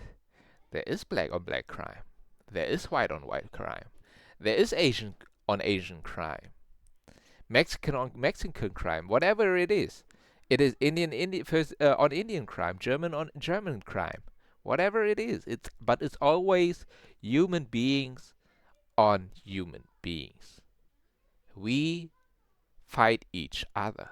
We fight ourselves. For what reason? For what? Why? Like, just tell me, bro. Like, why are we fighting each other? Why can't we just love each other? Like, why? Tell me. Tell me. Because you have another opinion? Well, guess what? Guess what? An opinion is just an opinion. You made it up. Stop having opinions. Let's just see the facts straight. Let's be in the present, in the moment. Then guess what? Love is coming. And that's what we all need. Amen. Black crime in a way that you don't try to pathologize white on white crime. There are white people killing each other every single day. Now, they may be on jet skis in the pictures after they shoot up their whole family, but nonetheless, there are white people killing each other every single day. Now, much of the reason why you may see more numbers in terms of black on black crime are for two reasons. One, the statistics. What? He just said black on black crime to each other is a high rate. Not that it's That not that black on black crime is bigger than white on white crime. Like we are not talking about a. All right. Statistics be lying all the time. We have seen What this. numbers? Okay, when you we have say seen that, this in a real way. But I have a So in question. New No, Jersey. when you say no, So when in you New say Jersey. that, what numbers can be trusted? Because with the previous speaker, you said I'm about to statistics all tell the you time. right now. Okay, so your sources can You be can't trusted. such number. No, I'm literally about to give you an example of numbers not being able to be trusted. Okay, talk to me. That's what I was doing. I'm listening. Okay, then listen. Oh, my ears open. So listen, in New Jersey, they had a statistic that was created by the police department that said, look at how many black people are committing crimes.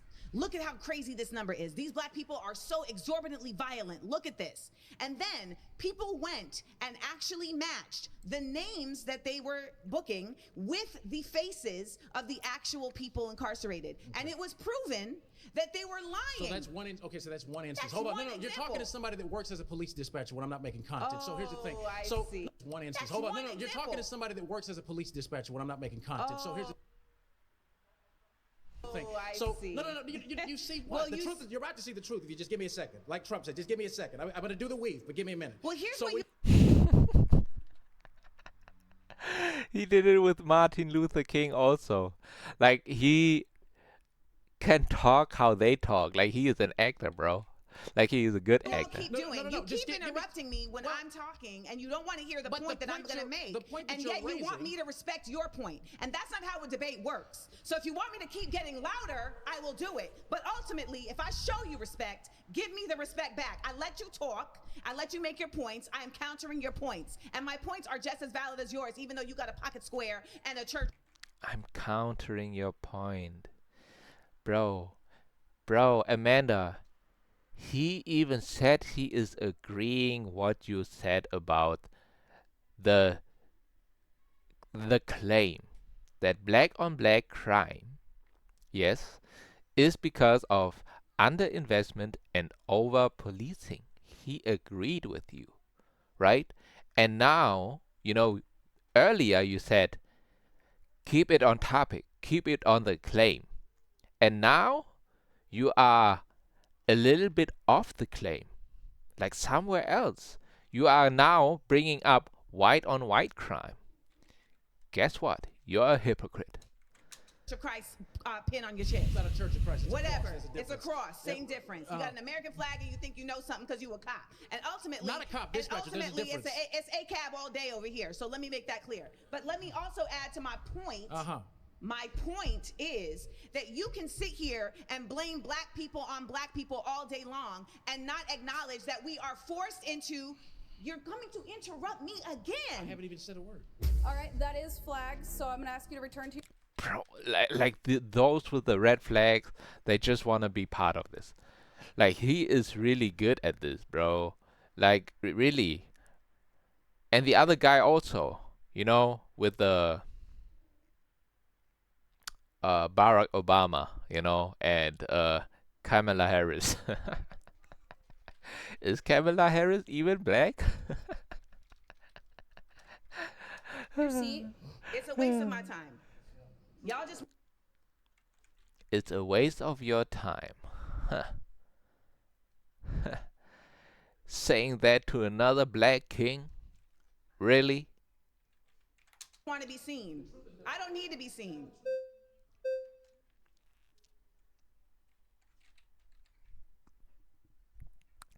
You don't need to be seen, but guess what? You agreed to be on that show.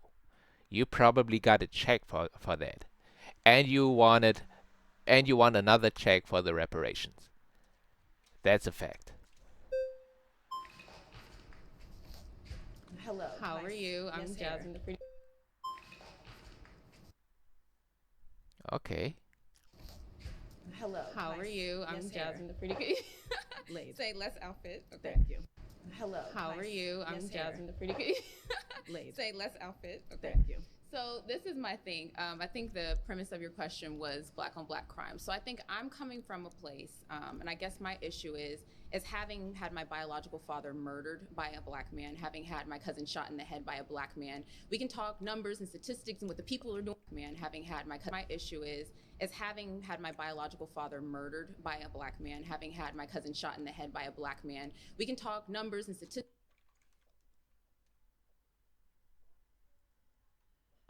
Yeah, she's coming from the hood. Like, there's no other way, bro. God damn, bro. Like, y'all see that? Like, what people have to suffer, you know, just because we can't, like, because of this system, what people really have to suffer. Like, this is really sorrow, bro. Like, this is really sorrow. And it just out of this world. Just think about it. Like I am really grateful for to be in Germany and not having hoods like this, where like I couldn't even imagine if somebody like another Asian, it doesn't even matter who like what race it is, shot my father, my biological father in the head and my cousin in the head, bro. Like, y'all don't understand it. Most of y'all won't understand it. Me, I don't understand it, but she does because she is living it right now. You know, of course, the past should not be always in your mind, but this is such a crazy thing that you can't get it out of your mind just like that, but with spiritualism. You know, I'm not joking now, like saying you get invited to my future podcast, The Spiritualist. No, but it's like really serious that spiritualism can help you out of it. And I hope you do some kind of meditation because that is really serious stuff where I'm not even joking, bro. Like, there's no way. I'm coming from a place, and I guess my issue is having had my biological father murdered by a black man, having had my cousin shot in the head by a black man. We can talk numbers and statistics and what the people are doing, what the white man is doing, and all that. But at the end of the day, I see when my family lives on the south side of Chicago, and I think you and I both can Chicago, yeah. Oh, from the O Block? attest to this, and I'm not saying that there are not other factors, but we know that we kill each other at a disproportionate rate than any other race. Now, why we do Now, why we do it? that and why 6,000 to 9,000 black men are going to be homicided or killed or whatever by the end of the year annually by other black men, whereas the likelihood of a black man being killed by a white police officer is Police have killed on average 238 black men per year since 2017, about 28%, 58% more than 150 per year. Okay. less than 150 by other black men, whereas the likelihood of a black man being killed by a white police officer is less than 150 per year. We know that we kill each other at a higher More than rate. So I'm not debating that there are not factors at play, but because I've lived the experience as a black woman losing my father to be murdered, but there are not factors at play, but because I've lived the experience as a black woman losing my father to be murdered by a black man walking I'm sorry to hear that, by the way. No worries, thank you. But walking down the street in inner cities and different things, is knowing that it's more likely that my own brother will rob and rape me than a white man or a white officer. We got to be real. What's your proximity to white men in the south side of Chicago? Are there even white men around to rob and rape you at the same rate that there are black men? There are white men around. At the same rate? There wasn't a lot of black people in there, but then that doesn't justify the fact that we're destroying each other. So even if we get Yeah. Yeah. Let's go, sister. Nothing, we can agree on that, okay, sis. because I feel like a lot of Nothing times liberals will justifies. argue like, well, I'm not the a white people liberal. are killing I am people. I'm not a liberal. Okay, well, I will say that people that sometimes have your stance that are against conservatives, maybe they have this claim that they're making it up, they're making up the numbers. We know that we do that to each other. So I want to get to the root of the issue. Why are we killing each other? I think the root of the issue is we've lost our values and we've lost our resilience as black people. We sit there and we talk about what the white man did and we talk about slavery and everything like that, but we have no self-accountability and say, you know what, at the end of the day, that is my black black grandmother. That is my black sister. You are my black sister. And you know that a black man is more likely to rob you or commit some type of crime against you. And that's what we need to get down to the issue of. And like you were talking about earlier, like, hey, well, what's going on? You know, what do you think the answer is to one of the brothers that were speaking? I think it's the breakdown of the family. I think, like he said, because of our poor choices, and what happens is we look at domestic violence, for example. When domestic violence, women or men are even attacked, what is the first thing we say? Is like, you know what? It's not your what? It's not your fault. So that's what we do. We hold on to this narrative that, well, it's not our fault. And the 不hiểu danke 不hiểu danke issues in our community are not our fault, and the white man needs to give us something. The old white lady down the street is looking at me, and I don't know why she got braids in her hair. And we focus on all these other stupid things that don't matter. We don't get to the root of the fact that we're killing each other at a higher rate than any other race. It is self-hatred amongst us. I believe that we can do that. That we, my cousin, my mom's cousin, excuse me, coming from the church parking lot, and guess who stuck her up and robbed her at gunpoint? A black man. I need you to get to the point. Like, so my I can point respond. is that no, and I'm not trying to be funny. Unless, like you said, we're gonna keep it respectful. Yeah, so but you're monopolizing the whole conversation. I'm We're not not trying. being Okay, I'm able gonna let to. you speak, but let's not get the Yes. attitudes and stuff because you're my sister and I respect you. So how I you don't talk have an to attitude. them, I'm being direct but to how you. you But you're talk to them, literally you're not gonna speaking talk this, to me. and you're not going to do Okay. that with me either. Okay, so so you're I'm stating your respecting you. point, and you've been stating your point for quite some So time. Do say you have the a proper reason ways. for Would me you to like? respond? Would you allow me to respond? So that's a better response. Go ahead.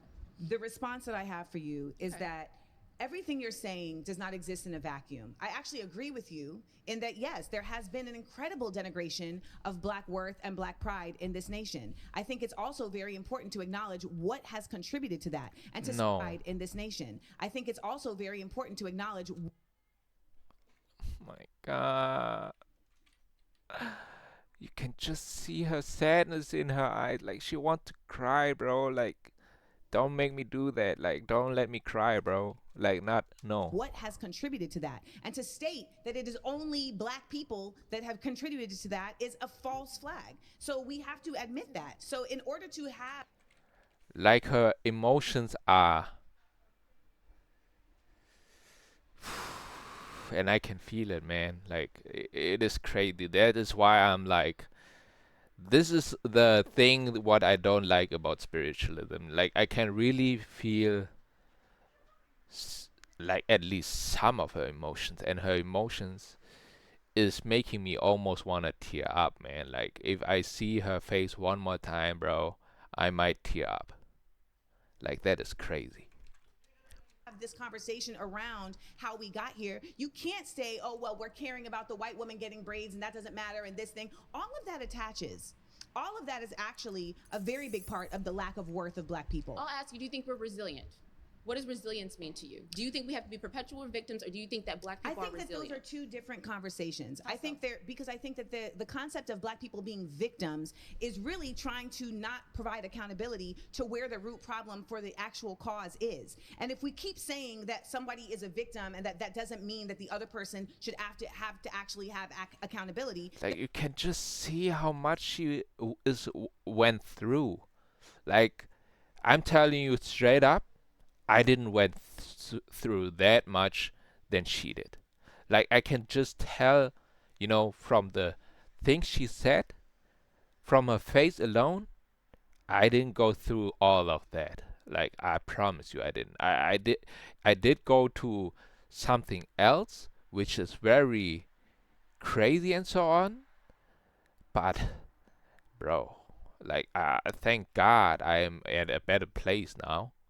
And thank God that this didn't happen to me, because, like, I can't even imagine it, to be honest. Like, then what are we really doing? You can do both. You can be a victim and be resilient. How do we do both if you stay in the victimhood? That's my question. But your statement about black people staying in the victim place is also your point of view.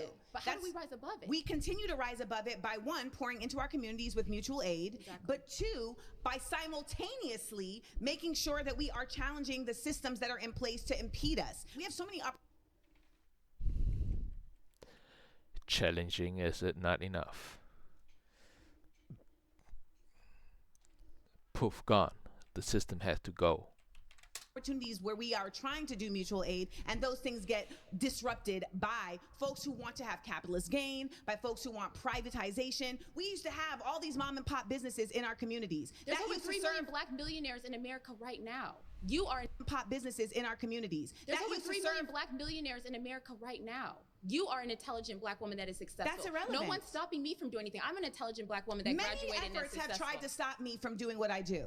We are not all equal. I'm an intelligent black woman that graduated and is Many efforts have successful. tried to stop me from doing what I do. We are not all equal in our capabilities. And we are not all equal in our ability to be invested in by others. I agree with we you. are not That's my all question equal of in our resilient. trauma. Are we resilient? We can't say because it is a false equivalency. I believe that every black person has resilience. We from keep slavery trying all the way up. Wait a minute. What is resilience? Like, I heard it. Like, resilience in German? Yes, we all have it. We all have it. Not just blacks. But we keep trying to cause. I'm so sorry. I'm so sorry. You've been voted out. First, I want to say, I want to kind of get rid of this like right left ordeal. Yeah, like, why? Like, for whatever reason, bro. Like, why? Like, and y'all, and the thing is, y'all are identifying yourself with that. Like, I am a conservative. I am a liberal. I am a radical. I am a black. Like, so many identifications. Like, guys, come on. We are all just human beings, all right? It is 32 minutes in, 1 hours and 50 minutes on my clock. Let's go. I really want to talk about just like our own personal views and what we've experienced, what we've seen.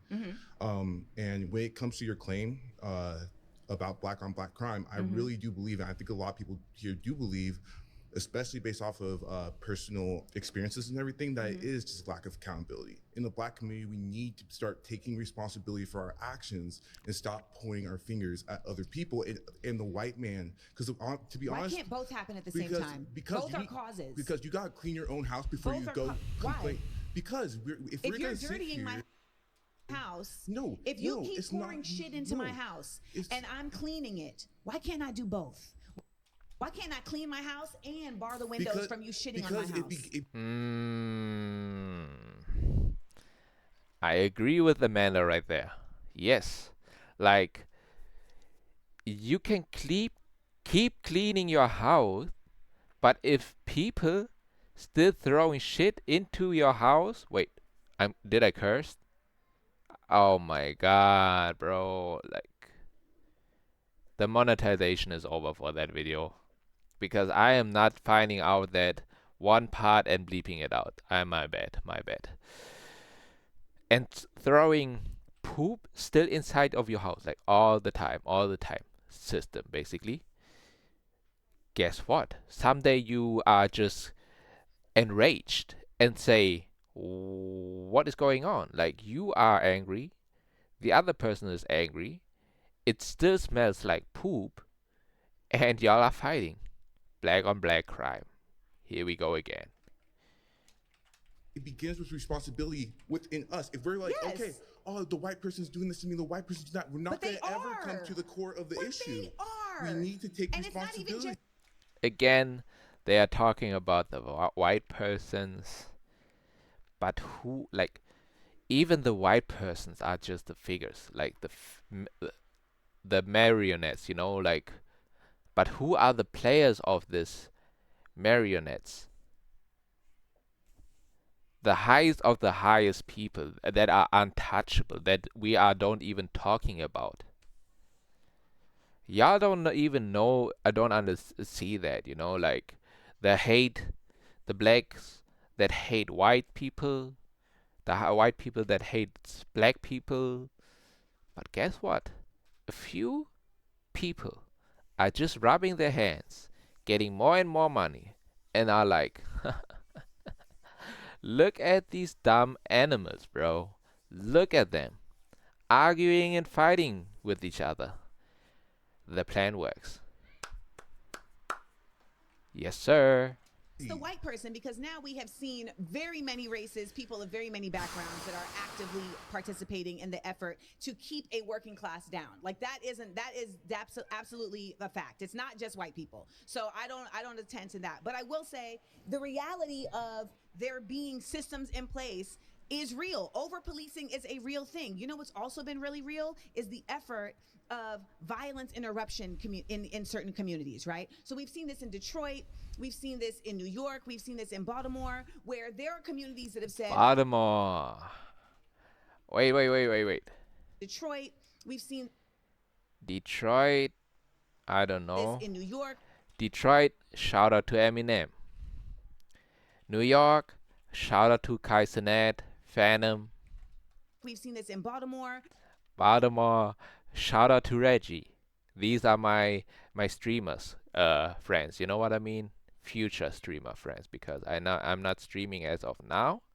But when I stream and when I start streaming, y'all are like, wow, this guy's knowledge, this guy's understanding of the bigger picture is crazy. Where there are communities that have said, what we're going to do is we're going to be like a neighborhood watch for our community. So that before the Popo even come, before 12 even rolls up in here, we're going to actually put ourselves in between the conflict and calm it down. And that has been incredibly effective. But you know what? It's not funded. It's not funded. And you would think that like city councils and mayors. According to the Department of Justice, Detroit's model for neighborhood watch significantly reduced crime and fear of crime. Neighborhood watches in general, however, have mixed results. Yeah, fact check, y'all didn't give me anything. And governors would say, shit, you know what? This is going to save us so much money. Because why? Taxpayers keep having to pay for the fault of these police officers. And even though we say, well, only a certain number of people have died, that doesn't dispel the fact that a large amount, more black people are imprisoned than any other. According to the Bureau of Justice Statistics, an estimated 32% of those in prison were black, 31% were white, and 23% were Hispanics as of 2022. Guess what? I'm not even believe in justice statistics. Officers. And even though we say, well, only a certain number of people have died, that doesn't dispel the fact that a large amount, more black people are imprisoned than any other group in this nation. And that is not by accident. More in prison than any other group by a large number? More black people are imprisoned than any other group. A large amount, huh? So 32% are black, 31% are white, and 23% is Hispanics. Are Hispanics. Guess what, Amanda, again? Get your facts right. Group in this nation, and that is not by accident. Again, I started with accountability, and it just seemed like not. But I disagree with you. No, I mean, I don't because, disagree with you. Because here's the thing: look at our media. Look at rap. Look at what we're glorifying. Right. We're glorifying violence. Who's we? Wait, who's we? Who's we? Who's the black community? Who controls the black community? Who controls the distribution of these sources of media? And who takes it in? Ooh. Now, Amanda. Yeah, you might be missing in a few weeks or months because you are going for the distribution of the sources of media, aka the labels, who are owned by, Kanye West would say, Jewish people.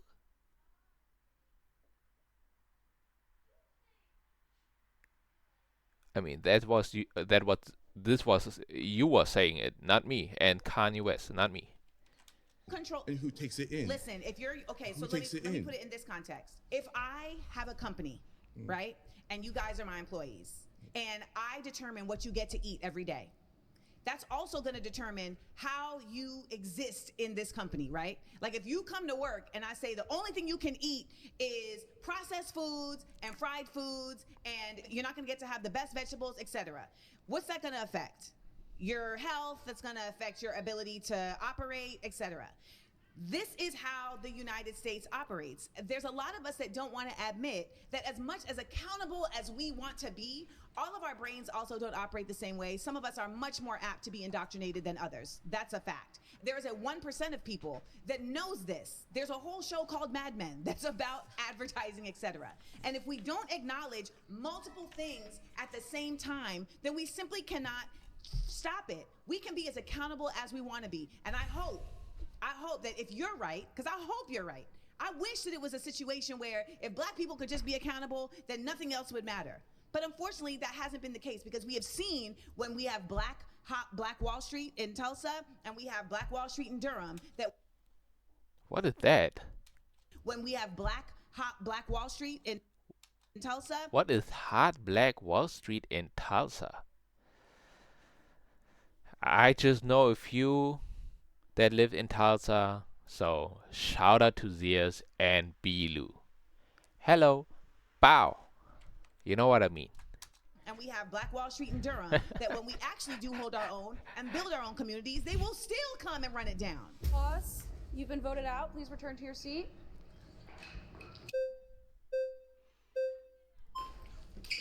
Oh my God. Joshua. Hello. Oh my God.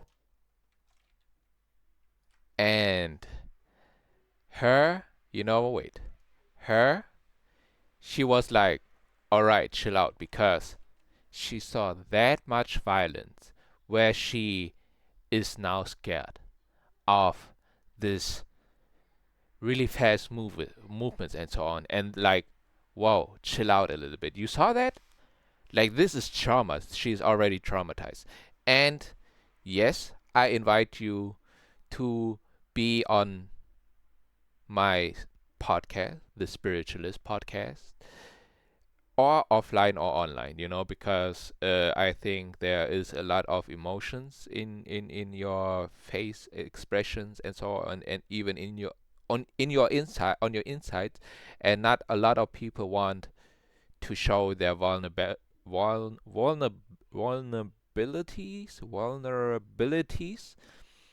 online. So we could do it online. I offer this for everybody. We can do this offline, and then it's like better maybe, and you don't, it's okay. Like, and I would love to, because this is something really serious, and I can't do anything about it for it, Joshua. Hello, Joshua. Yeah. So I have two claims I want to settle. So I'm originally from New Orleans, right? And I seen black on black crime my whole life, right? Yes. I don't believe it have nothing to deal with the police. It's more with the community, because I don't believe it have nothing to deal with the police. I don't believe it has nothing to do with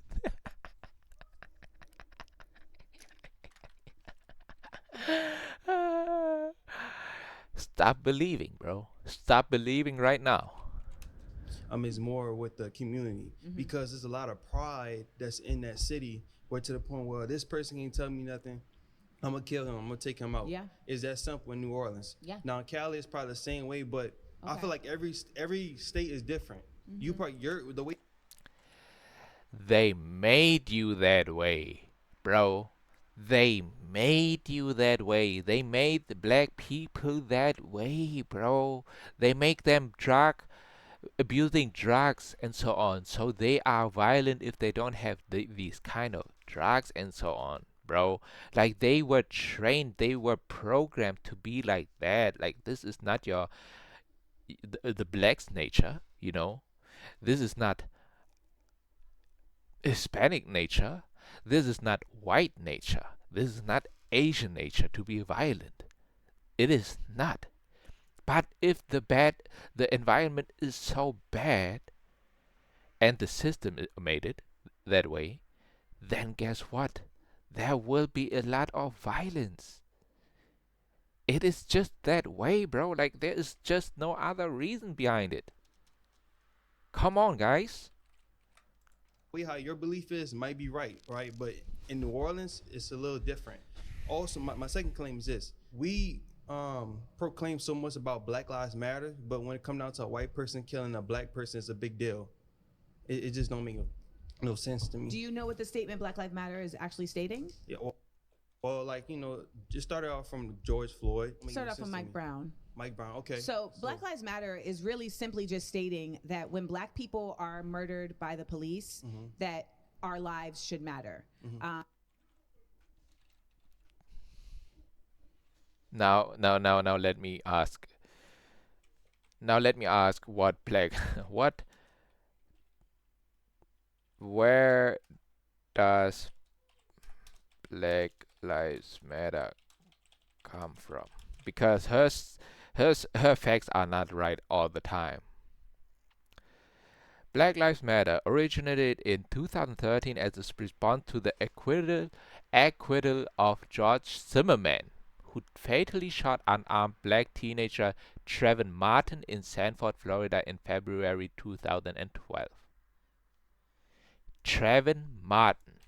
People are murdered. And she's saying, Brown, okay. So and she is saying Mike Brown. Where is here a Mike Brown? Tell me. Somebody tell me. Is there a Mike Brown? Can you see Mike Brown, please? I make it bigger for you guys. Can you see it? The movement began with the social media hashtag Black Lives Matter, created by 3 black community organizers, Alicia Garza, Patrice Cullors, and Opal Tometi. First of all, if you know who funded these organizations, the Black Lives Matter and so on, 1, 2, 3, Google. It was initially conceived as a love letter to black people and a call for racial justice, aiming to highlight systemic racism, police brutality, and the disproportionate violence faced by black communities. So what she is saying, it is just for black, for police, for against police. It just don't make no sense to me. do you know what the statement Black Lives Matter is actually stating? Yeah, well, like, just started off from George Floyd. Start off from Mike Brown. Mike Both have their facts not right, I guess. Brown, okay. So Black Lives Matter is really simply just stating that when black people are murdered by the police, that our lives should matter. I love it when they talk like they know their facts and they just don't. Like they just don't. Like it's the funniest thing that like almost every human being is capable of now, because they really think they are 100% right and they talk like that. And I am here checking the facts and seeing this BS. Systemic racism, she didn't state that. Disproportionate violence faced by black communities, she didn't face that. So Black Lives Matter for me, really is just Black Lives Matter, just as it says. It's really that easy. Y'all are a bunch of, And that oftentimes it is not considered. It is oftentimes presented as we deserved it, or we must have done something to cause. And he's listening to it and like, oh, okay, that I didn't know. Now I know, I guess. Well, you just know a wrong fact. And that our lives are disposable. We also don't ever see true justice on the same level as others when the police incur violence against black people. So Black Lives Matter is a statement asserting that our lives are worth justice, our lives are worth preservation, and we have seen in innumerable instances a level of restraint operated between the police and people of other races that they do not seem to carry with black people. So that's what Black Lives Matter means. It doesn't mean that anyone else's life doesn't matter. It means our strength matter is a statement disposable. We also don't ever see true justice, oftentimes pleading that when black people are murdered by the police, that our lives should matter. And that oftentimes it is not considered. It is oftentimes presented as we deserved it, or we must have done something to cause it, and that our lives are disposable. We also don't ever see true justice on the same level as others when the police incur violence against black people. So Black Lives Matter is a statement asserting that our lives are worth justice, our lives are worth preservation, and we have seen in innumerable instances a level of restraint operated between the police and people of other races that they do not seem to carry with black people. So that's what Black Lives Matter means.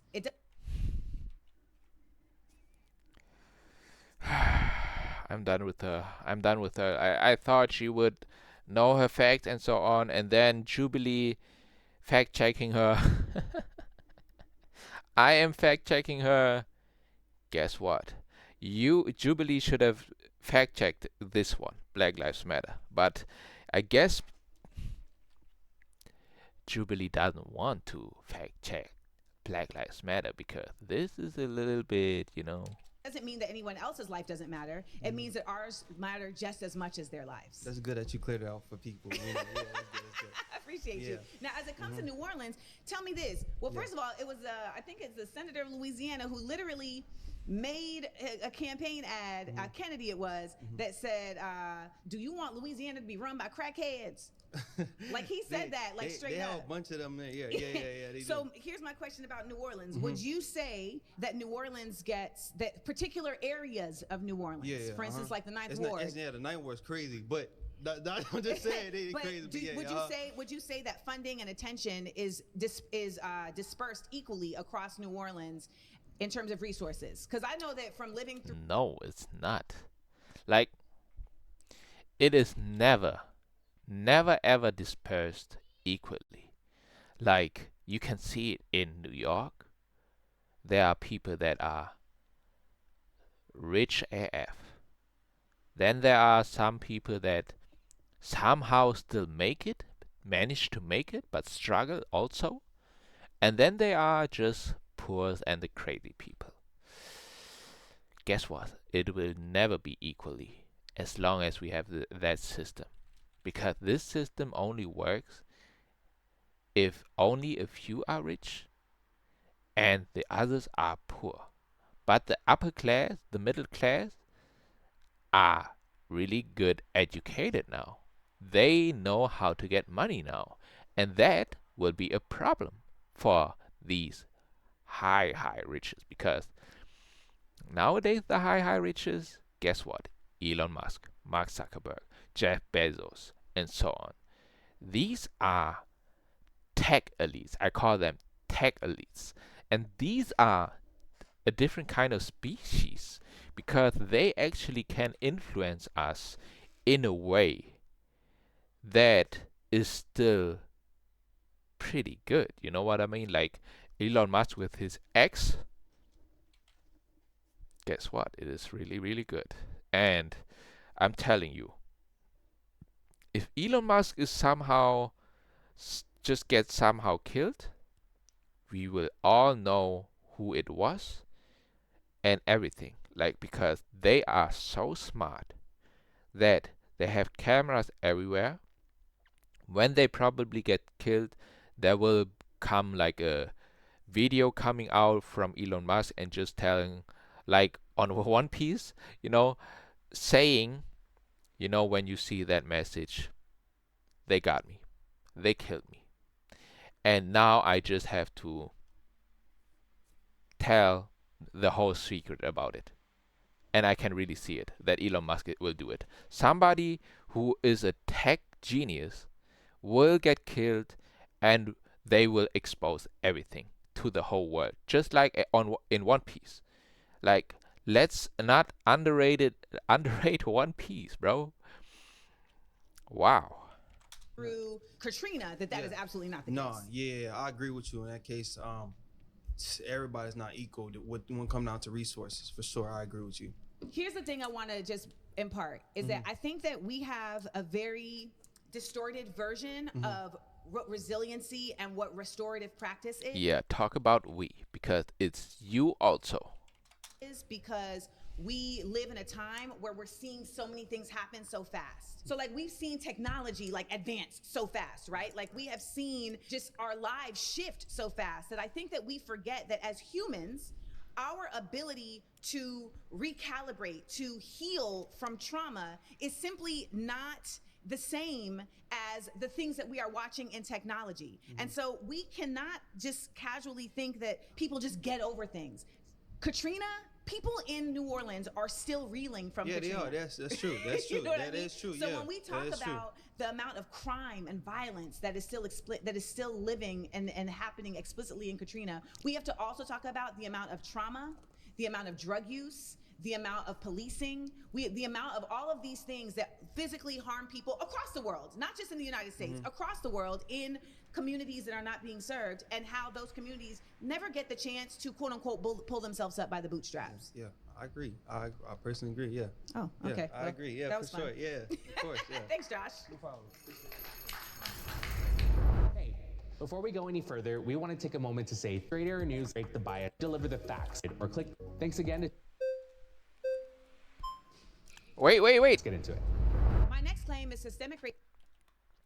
Systemic racism isn't a theory, it's our lived reality, backed by data and history.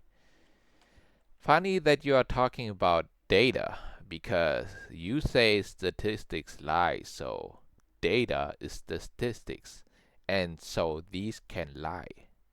History is the statistics. It can lie, history. So, wait a minute. I have to see now what is systemic racism. I'm sorry. Systemic racism refers to the ways in which racial inequality is perpetuated through the structures, policies, and practices of interconnected systems like education, housing, healthcare, criminal justice, employment, and government. Okay, I need to translate that also. Yeah, I'm lazy like that. Okay, so racism from the system, basically, out of system. Ways in which racial inequality is perpetuated through the structures, policies, and practice of interconnected systems like education, housing. Okay, like education, housing, healthcare, criminal justice, employment, and government. It is not solely about individual prejudice, but about how institutions and societal systems often unintentionally create and maintain unjust advantages for some racial groups while disadvantaging others. I mean, yes, I guess, yes, but it is slowly. Systematic racism is slowly going off. You know what I mean?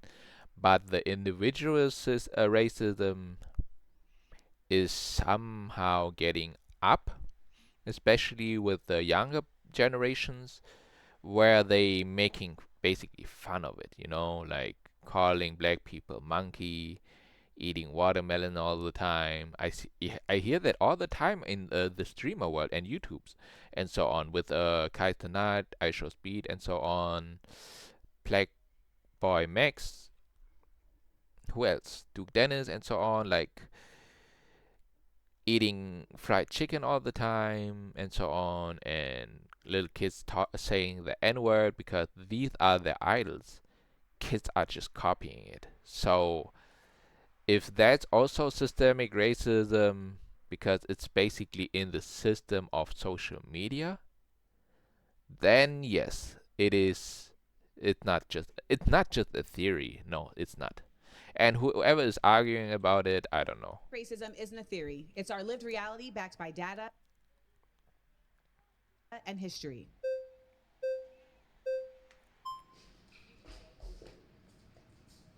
Hello? Hello, John. John Samuel. Hello, John Samuel. First name. All right.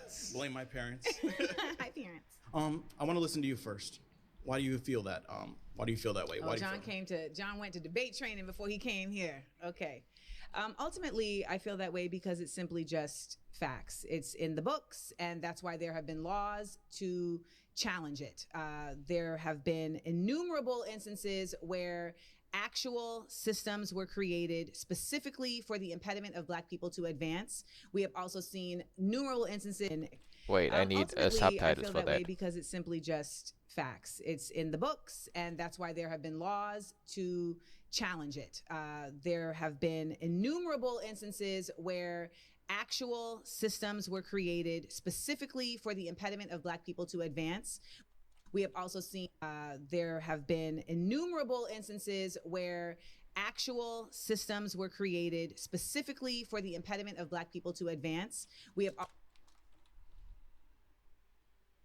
So she is saying that, yeah, okay, that's facts, also yeah. seen numerous instances where there were things created for Black people to advance and they were taken back under the auspices of, we don't want them to advance. Ultimately, systemic racism exists in our institutions on a government level, in our institutions, whether it's prisons or schools, and it is undeniable because they are actively trying to reinstate it right now. Can you give me an example of one of those systems that you believe perpetuates that cycle of racism? Redlining? Okay. Yes. And how does that, can you elaborate? Like, how is that affecting the Black community? Do you know what redlining is? I know a little bit. I'm not an expert. Redlining was a system that was created to determine property values, and that said Black people can only live in certain neighborhoods and not in other neighborhoods. And the redlining lowered the property values of those Black neighborhoods by stating that they were more savage, that they were more dangerous, etc. Thus, they were not able to own property that was on a level of par to their white counterparts. There were also many efforts at just simply not allowing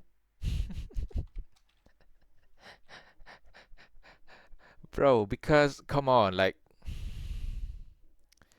I know you didn't choose it, but if you live in a bad neighborhood, in a bad environment, guess what? The property you have won't sell as good as have a really good environment. Like, it is just that way, guys. Like, it is just that way. I really, really like him. Black people to get loans for property, putting them in predatory scenarios where they were being essentially unable to own land. And that inability to own land, but still having to pay out a mortgage, if you will, or a rent, continue to put Black people in a conundrum of not being able to excel at the same economic rate as their white counterparts. What I'm hearing from you, if I'm hearing correctly, is it feels like in the United States that for a while we've kind of established these systems at their foundation and they've continued on and they've continually just oppressed Black people, and we haven't dismantled them, and we haven't done much so they continue to complete the cycle. Is that what I'm hearing correctly? Well, in many of these systems, they have been dismantled maybe in name, but because this country has never dismantled the culture of racism, they end up still living in practice. So we see that, for instance, in the way that the appraisal system works. Now, we saw there was an entire document. Why are they raising their flags? He didn't even argument yet. He is still questioning and just wanting to hear her reasoning. All right, so chill. Documentary on how appraisals have been also very racist, home appraisals, right? So your ability to sell your house for the value that it deserves. Right. There were a number of homes, particularly in Marin County, California, where Black people had one appraisal when they had their Blackness up. So they had their dashikis hanging, and they had their, they had their Black Good Times poster. But then when they removed all of those items and put up white people and a dog in the house, and then had their white friends come and pose as the owners of the home, the appraisal was significantly higher. And we have seen that in a number of instances. Now, of course, that is just Marin County, but there are a number of other scenarios where this has been relayed. And that's why there were certain efforts by the Democratic Party to say, okay, well, we're going to try and step in for this. I actually remember that case, and I watched it with the family, and I thought that was just really just terrible. But the problem I guess I have with systemic racism is, I guess for somebody like me, where my family comes from, the Deep South, you probably don't even know it, Aliceville, Alabama. Okay. That's where my grandparents are from. And my grandpa came, if you saw the house that he grew up in, I'm not trying to be funny, it looked like a slave house. It was just, they grew up in poverty. And the fact that he was able to go from that and get the highest rank enlisted in the United States Navy amidst, all these, systems, so to speak, and he was able to buy his own house out in San Diego. He was able to, pass on these things to his son, my dad, and his grandchildren. Now I'm able to get an education. I was able to get my undergrad, my master's, that, the great grandson of enslaved peoples can now say that, educated and can even run for Congress. I don't see how these systems are still in place as they were before, because They are not as big, but there is still some rest, to it, where it's like there is still some systemic racism, for sure, Ski, but it's not as big as it was before, because if it was, the online culture, the internet culture would cancel the hell out of it. Like they make a mess out of everything, which is sometimes really good, because that's how it should be, So for me, systemic racism is slowly dying because of us human beings being so aware that this is there or was there, So he's right, but she's always also right. There is still some of it there. So it is not just theory, but it is slowly dying out because it just has to. Because we know so much, we are so educated that we are aware of that, and when if it's happening really strongly, we will see that and we will do something about it most of the times, basically. before, I would say you do have a little bit of a foothold. You do have some validity there. But I just think these days, when we call it systemic racism, really what we're calling it is those people who may still be in those institutions, those individual people who may actually be racist and hold some racist ideals, who are continuing to perpetuate this. I believe it's those people. So in all reality, the problem is not the systemic racism. The problem is us.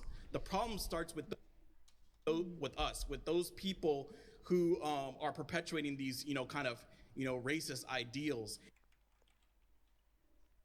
The problem is us because, yes, also because y'all are getting programmed that way, but guess what? Like, there is just not just us as problems. Well, most of them, most of the humanity, that are programmed and so on. Am I programmed? I would say I it's not there is nobody to be programmed anymore. You know what I mean? If you are nothing, how can you program nothing? How can you do it? Like, just tell me, bro. And so I feel like just to attack these systems is just, it's nonsensical. Who's running the systems? Like which system? You're talking about Whether Congress, it's the government? whether it's the prison industrial complex, we're seeing this now with immigration and ICE. We're seeing this also with the effort at not making schools available for equal level of schooling available with the voucher systems that are now allowing tax dollars to allow people to go to segregated schools. Right. Who is controlling those systems? So for instance, in Tennessee, right? Yeah. So in Tennessee, you have a Senate and a House of Representatives that is largely controlled by white Republicans and that have actively said, we are not going to consider what the people want in our constituencies. We are going to simply just do what we want to do, to the point where they have removed. So it's only in those states that have largely white legislators or largely white people are controlling these systems. I'm not trying to put All right, words in your guys, mouth. I'm so sorry. You have been voted out. Please return to your seat. Thank you.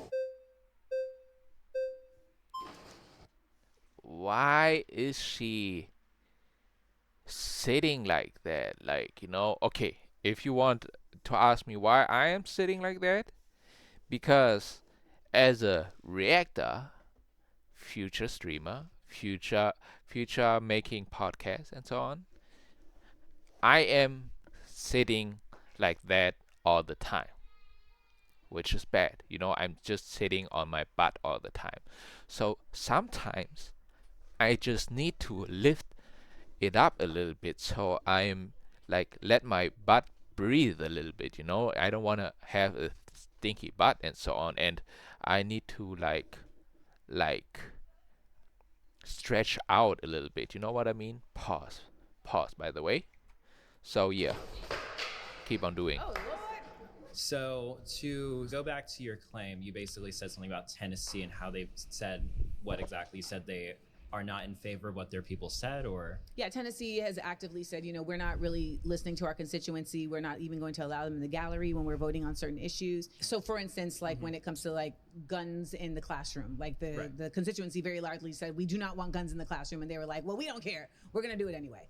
We've also seen them actively silence members of the House of Representatives who are Black and not silence someone who is doing the exact same action who is a white woman, Gloria.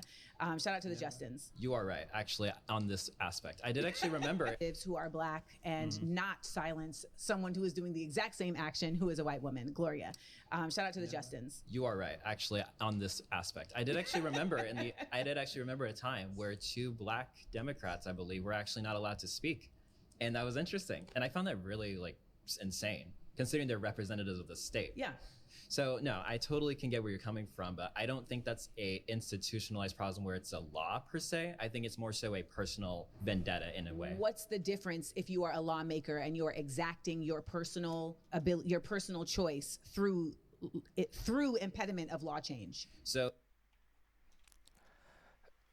like systemic racism in the system, like things like only Black people are allowed to sit on the end of the bus.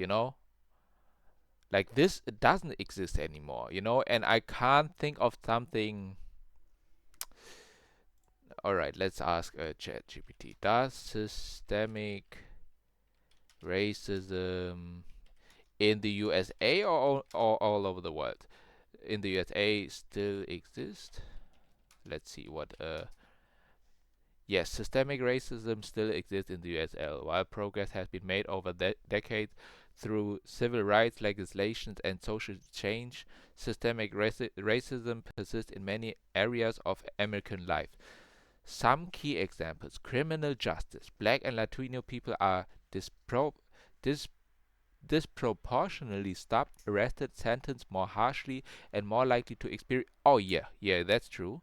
Housing, historic redlining, and discriminatory lending practices created racial wealth gaps, and their effect continue today with unequal access to affordable housing. Okay, that's what I didn't know. Education. Schools in predominantly minority neighborhoods often receive less funding, leading to disparities in educational opportunities. Healthcare. People of color, especially Black and indigenous populations, experience higher maternal mortality rates, lower access to quality healthcare, and poorer health outcomes. Employment and income. Racial wage gaps persist. Black workers earn less on average than white workers with similar qualifications and wealth gap. The median wealth of white households is many times higher than that of Black and Latino households, reflecting general. Okay, would you like me to also give you? No, thank you. I understand now, and yes, then systemic racism does still exist, because the way Black people are treated, when the police are coming, when the police is white, it doesn't even have to be white anymore. Like, he can even be Black, and he would treat a Black person sometimes different than the other person. But this is more like individualistic. But with the housing and healthcare and employment and income, this is definitely systemic racism. Like, there is just no way, bro. There is just no way that like it is existing, and I understand now what it is. If we're going to go based on systemic racism, it has to be institutionalized, which means it has to be written into law, made public. When it comes to that aspect, that's not necessarily made public by law. That's made public by choice and actual discrimination by person. So I can give you an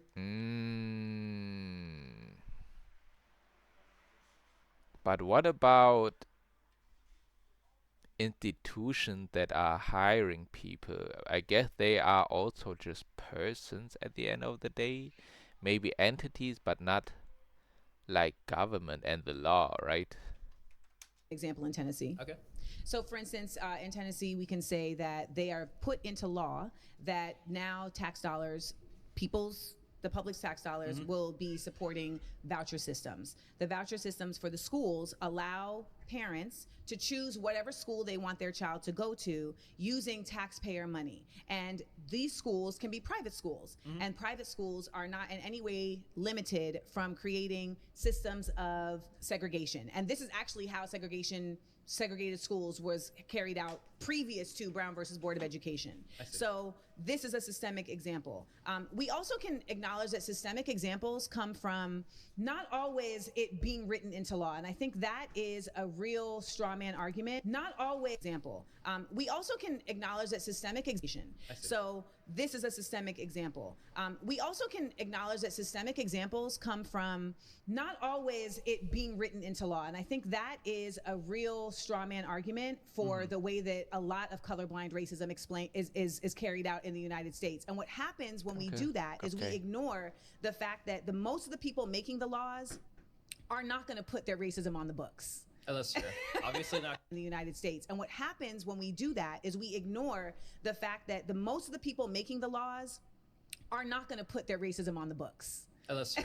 Obviously not going to put on the books. But when it comes to the Civil Rights Acts of 1964, then you also want to talk about the one in 1968. They did actually give more fair housing equality. That was the Obviously, goal. Yeah, that's true. But you see, that's the thing. It's like if so that's the difficult part of not changing a culture. You can change the law all day, but as Martin Luther King Jr., as the Dr. Reverend Martin Luther King Jr. talks about in his final book, he says, I feel like I integrated my people into a burning house because he understood America to be a place of morality. Well, when it came back to even back in the 1960s, like Lyndon B. Johnson actually proposed many systems in place But after that, people still got lynched. Well, I can't really say that's a systemic problem. That's definitely a personal heart problem. Those are more people's individual choices against someone else.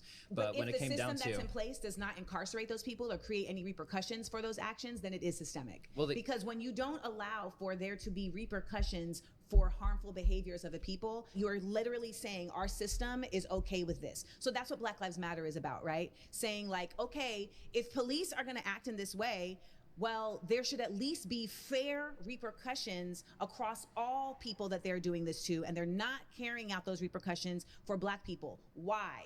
And so the system is supporting this personal point of view that you're talking about. And that's what makes it also systemic, along with the fact that we know for a fact that the number of Black people incarcerated is greater per capita than white people. We know that Black people are having longer sentences for the same crimes than white people. That's not me making that up. That is actual data. Right, so pause. systemic is Yeah. Okay. Yeah. Pause. You've been voted out by Yeah. It's real. It's real. It's real. It's real. Yeah. the majority. Please return to your seat. Thank you. thank you.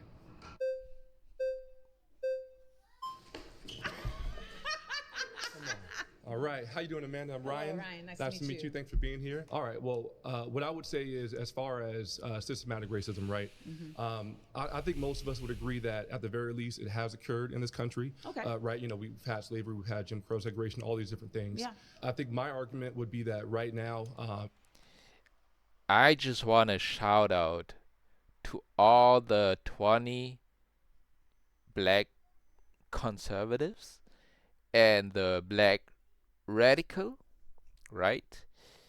Basically everything in this thing, in quotes, also Black, because we are all just human beings, and that's what we should only identify ourselves with, not Black, Asian, or whatever, because we are all coming from the same source.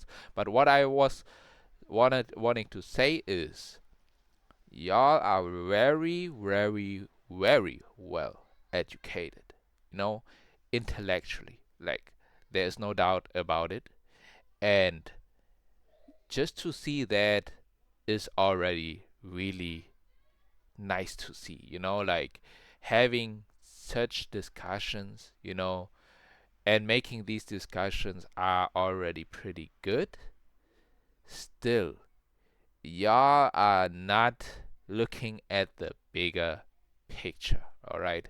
Y'all are still discussing with each other, arguing with each other, even getting louder and louder and louder.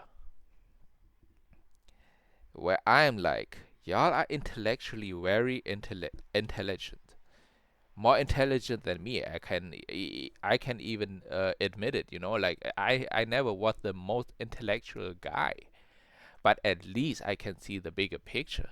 You know what I mean?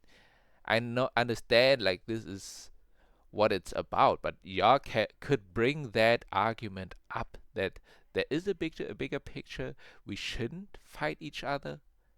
You know what I mean? And then it's already done. Like there is nothing to talk about anymore. Like I would close it right there.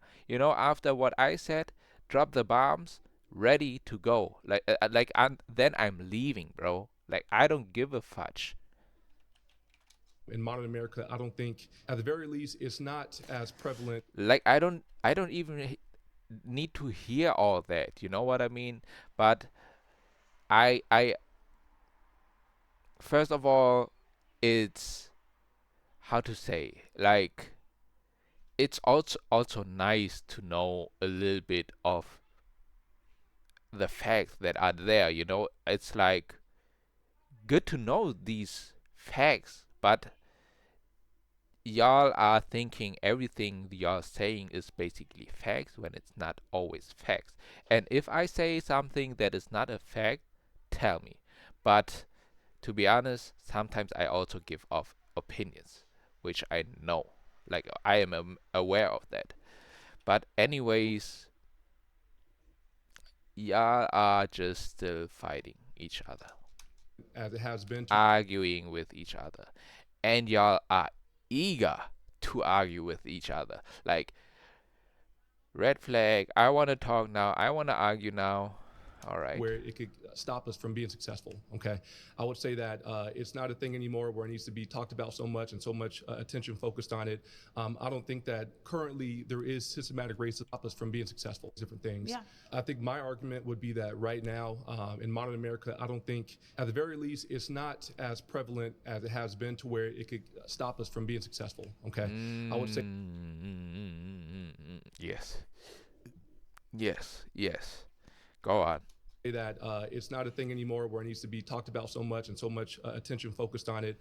I don't think that currently there is systematic racism in a way that it's going to be harmful to us, like I said, to stop us. If anything, really, I think. Yes, because Amanda, they maybe tried to stop you, but you didn't get stopped, right?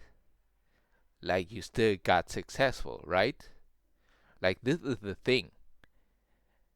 If you really want it nowadays in America, you can have it. It doesn't matter the race anymore. Like it doesn't matter if you're black, Mexican, or whatever. Maybe you can still, get pulled over, and people say, "Oh, yeah, it's now a race thing." You pulled me over because I'm black. Well, listen to the officer first, and then we see it. But still, the officer is individualistic racist then. If he said, all right, I don't have any claims against you, but, I just wanted to pull you over. Like some police officers really are power tripping. You know what I mean? And on a power trip. But that is not systemic racism. And I feel like it's not that big of a deal anymore. Like really also, yeah. Go on, brother. Institutions such as things with DEI. What do you think DEI is? Basically, I think that it's helpful to us, like I said, to stop us. If anything, really, I think institutions such as things with DEI. What do you think DEI is? Basically, I think that it's in a way it's racism against other races outside of blacks. And so, Where did you get that concept of it from? I've researched a lot of things. I looked at different clips from both sides of the argument, things like that. But basically, my point is, I think that as far as systematic racism, I think that there's evidence from the other side in that there's different things that are pushing Black people up in ways that are not fair, and different things like that. Because I think that systematic racism, I think that there's evidence from the other side in that there's different things that are pushing Black people up in ways that are not fair, and different things like that. Because I think that we should be merit-based. I think that should always be merit-based, and where we're in, when there's jobs and different things like that, race should not be something that's considered. And so I think that, let's say that there are ways right now where... To be honest, guys, I sent a few applications and I didn't even get an answer back, bro. Like, sometimes I really think it is still about racism also. But it's not like systemic racism. It's like an individual racism. You know what I mean? But all right, I guess. Where systematic racism is still alive. Again, it's not holding us back to a point where we can still be successful. We've seen so many examples, today in modern times where Black Americans can, there's no opportunities that I have that a white person or that a white person has that I don't have. That I believe that all opportunities. Are you sure about that? Can you actually say that? Like, come on, bro. Like, Amanda, you are successful. Like, you can do all these things now. Like, what can you not do? I would say that I have every opportunity in this country to be successful, to do what I want to do, and to stand on business that every other race has. Absolutely. Standing on business. We are standing on business. Shout out to Drewski. Shout out to Justin Bieber. Y'all both are invited to stand on business with me on my podcast, The Spiritualist. Oh, my bad. And do you have the same support? Even bro, somebody just randomly put on the pata music sound. If I don't have the same support, I can do what I got to do. Do you have the same support? Be successful, to do what I want to do, and to stand on business that every other race has. Absolutely. And do you have the again, same support? Even if I don't have the same support, I can do what I got to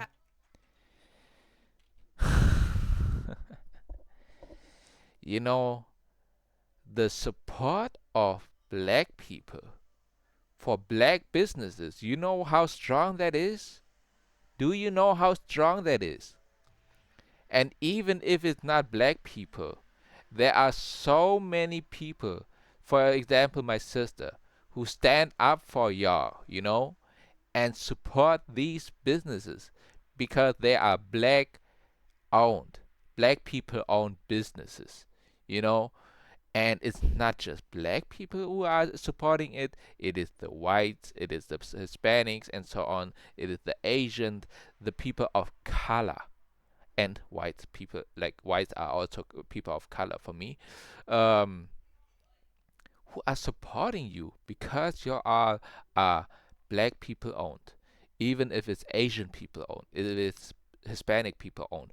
We now love to see a person, being creative, being hardworking, and you know what I mean, like doing some work like streamers do, YouTubers do, and fashion brand, fashion design, and whatever it is, maybe a product. If it's good, we don't even care about the race, But Black people own businesses are having such a crazy support. I'm telling you right now, like the support is crazy, and saying y'all don't have the same support as white people.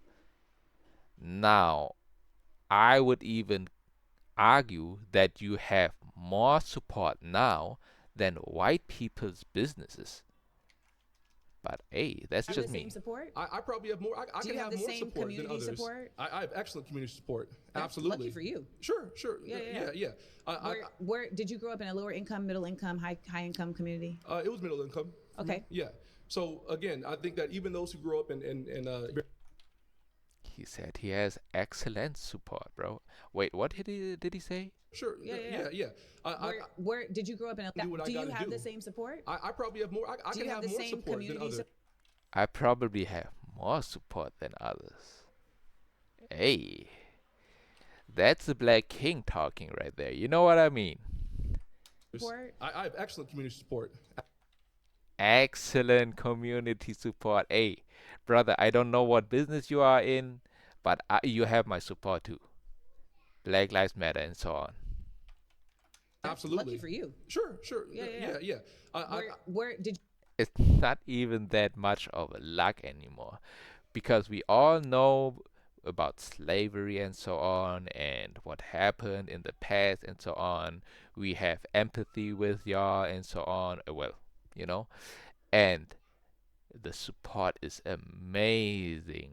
Black people owned businesses are doing so good now. Like, yeah, you can't even imagine. If you are a black person watching this right now and you made it from here, to here, 2 hours and 49 seconds, minutes, you are black owned, black, and you don't own a business yet.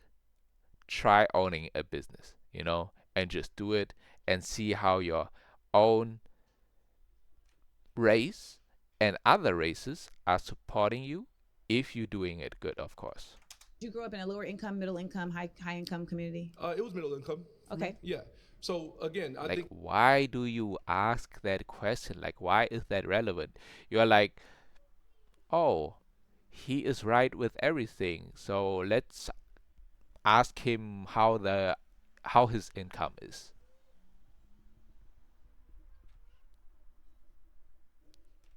Bro, okay. that even those who grow up in very needy situations, right? They may not have been dealt a great hand of cards. But they still They can still, I think it comes down to accountability. You can still play your hand and play your cards strategically in a way where you can still be successful, you can still do your thing, and you can wind up on top. And there's nothing stopping us from doing that. would you say that low income white people and low income black people have the same ability to excel? I would say they have the same ability to excel. Okay, so I'm going to start countering from that point then. So ultimately, we know that our low income communities are not given the same access to resources on a myriad of levels. They don't even have the same air quality, okay? Now tell me. Let me tell you something. It doesn't matter if it's low income white or low income black. First of all, most of the times y'all live in high poverty, which means that the schools you go to, you can't get educated good enough. And even if, there is so much trouble all around you, drug abuse, weapons, and so on, and to see all that every day and still go to school, this is really hard, first of all. The system is that way, that they try to suppress you, keep you down. So to get out of it, it doesn't matter if it's low income white or low income black, because y'all are probably living in the same neighborhood. You know what I mean? In the same area, in the same environment you all are staying in. So it is the same. It is the same. I know a few, like, they have nothing, like really low income whites, and it was drug abuse, like parents drug abuse, right? And a lot of alcohol, and don't give a fudge about the kids, and these kids trying to make it basically on their own, you know so school isn't really even like the priority. It is survival, and how they survive, it doesn't matter. But they sold drugs, they selling their body and so on, just because they are uneducated. They have to survive. They can't even go to school because there was no food and so on.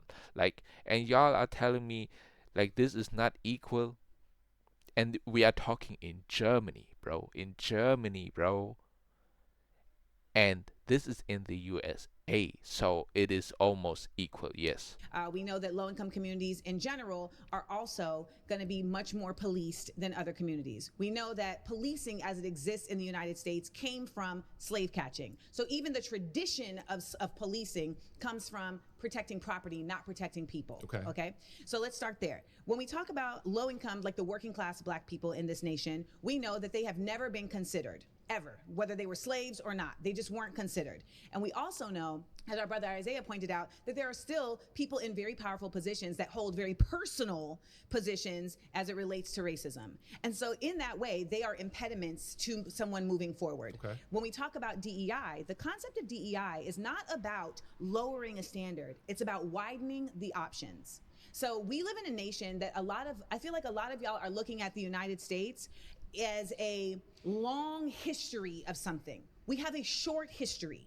All right. For 400 years, there was slavery. Black people were not even considered whole humans. We were 3/5 human. After the Civil War, during Reconstruction, Black people were then subjected to the Black Laws. The Black Laws were specifically for Black people. The Black Laws incarcerated Black people at such an exorbitant rate that they were able to get another slave labor force through the 13th Amendment, because you had Black people that were serving entire life, like months-long, years-long cases.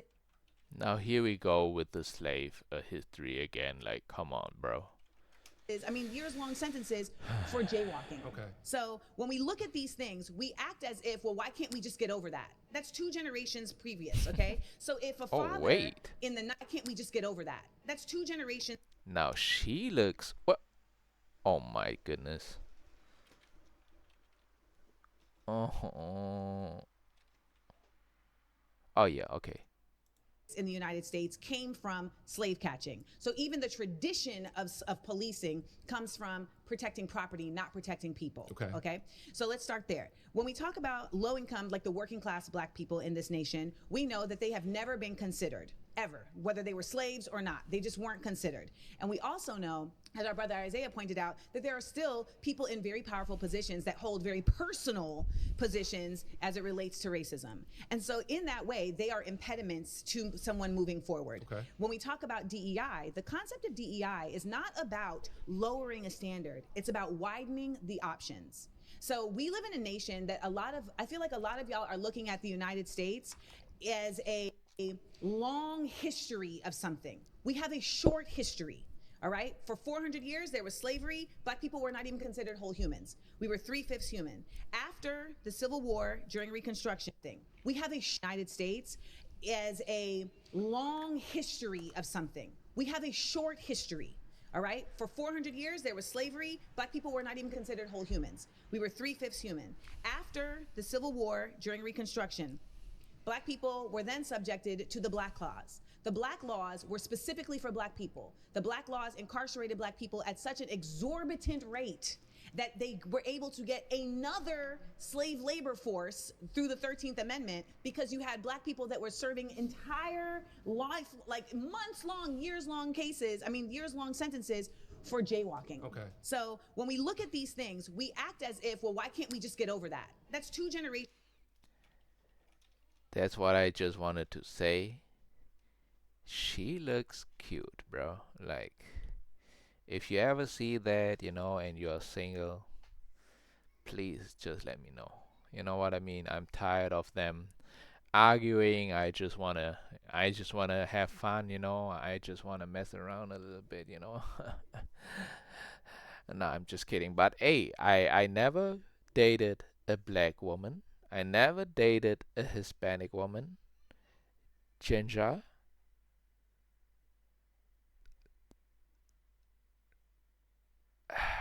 Yeah, there are too many. Like Italian, Brazilian, Spanish, like every country I need it. Like I just wanna see it. You know what I mean? Like it's like a bucket list I have. Like it's just fun. It's just fun to have fun, bro. Like why not? All right, keep on going. Previous, okay? So if a father in the early 1900s was incarcerated for 2 years, how do you think that would impede their family from being able to grow, right? Sure. Now you're affecting the ability for their children to have two parents in the home. You also now have a mother who's like incredibly stressed and may have to always be working, so she's not able to parent, etc. We also know that there is a continued effort in this nation to not have Black people know the history of this nation. Like our good sis here was talking about, like, we have resilience, but this nation actively works systemically to keep that from us, right? We look in Florida at the law. But we still have it. That's the thing. They try to keep that from us, right? But we still have resilience. But the thing is, wait, not we. But the thing is, what is the resilience? It's like you are resisting something, right? Of course, in the like in the outside physical sense, sometimes you should resist something. Like if it's physical, if you don't like it, yes, like right. But resilience in the mental, like showing resistance in the mental, no, it's not good. Laws that they are passing to not allow education about our past. And we know that if we don't know where we came from, how can we know where we're going? Sure. Okay. All right, I'm so sorry. I'm sorry. All good. That's flags. Yeah.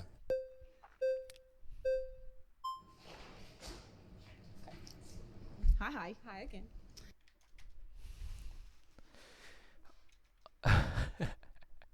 She's like, oh, you talking about me? The resilience? Guess what? I'm back. We cool now? We good. We good. I think we're on the same. We're kind of looking at the same side of the same coin, and I think we both want the betterment of the Black community, and I think we're maybe coming from it from different ways. And so I do respect your position to what you were saying as well, that there are certain things and powers at play. And I've experienced racism firsthand. A lot of conservatives may try to act like, oh, there's no racism in America. I absolutely believe there is racism in America. I believe racist people exist. I just don't think that the systems as they stand today are inherently racist, because I've seen too many Black people overcome. And I just feel like a lot of times what's left out of the dialogue is self-accountability and like self-will. We talked about how we were 3/5 of a person, but now we are 100%, I guess, according to the law or whatever, a person. And I feel like at the end of the day, if you wanted to... She is saying, no, we are not. What? What? Bro.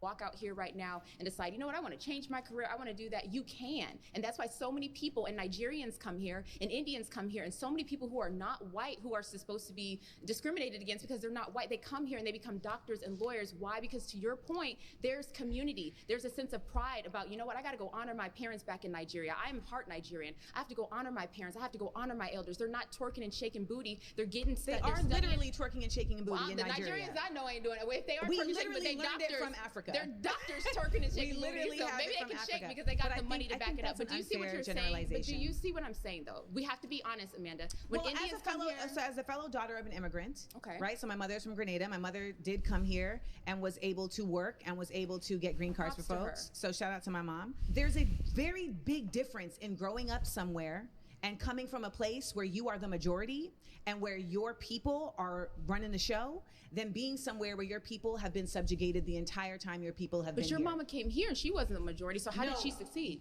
She succeeded because she came here with the fortitude of coming from a place. Her resilience, right? No, but and you're, she had you're- her village. let me say what I'm saying. Okay, I'll let you unpack. If we don't acknowledge divide and conquer in the United States, we are having a pointless conversation. I agree. We have to acknowledge that there is. What do you mean acknowledge divide and conquer? Like you are pro divide and conquer? Now let me tell you something about dividing and conquering, all right? Because now here we go. If we divide each other more and more and more, guess what? Dividing means automatically conflicts. If we divide each other from black and think about black and white race, black race, white race. we are dividing each other. Conflicts are starting. If we are dividing each other, conservatives versus Republicans versus radicals, we are dividing each other, conflicts are there. So I don't know what you mean with acknowledge, divide, and conquer, but we definitely don't need this anymore. No more dividing, no more conquering. I'm telling you right now. Like, this is one of the most worthless things we can do. Like, it is so stupid that we are doing, and we are not imperialists and capitalists. I hope not. Well, a lot of them do. Like, Amanda is a capitalist. I can see it right away. And if you say dividing and conquering, we need that, I'm sorry, but you lost me right there then.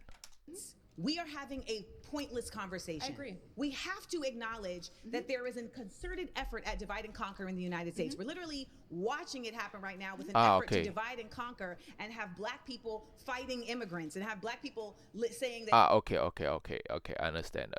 Okay. immigrants don't matter. And fighting white people. White people is not the point. The concept of white people is about people who are upholding a supremacy of whiteness versus people who understand that there should be an egalitarianism. There should be an equality. That we are becoming the new white supremacists. We are. We've been putting them on a pedestal. We are. We feel like we can't do anything. No, it's not that we're putting them. It's not that we're putting them on a pedestal. It's that we are joining them and instead weaponizing our blackness against our people. When we do what you're saying, we are saying, I am better because I figured it out, and so you're the problem because you didn't figure it out. But Amanda, what about if I believe that the American dream is, I have a right to that as well? Is that me joining white people, or is that me saying, you know what, I want a life for my dream? The American dream for me, because it may look different from other people. Some people it's a boss chick. For me, I want my kids to grow up in a wonderful neighborhood. I want them to go to college. I want to have a 401k. I want to do this. I want to do that. So I feel like a lot of times in the black community, we associate anything that's right or that's just or that's striving forward with whiteness. So when you say that we're working with them, it's whiteness, it's capitalism.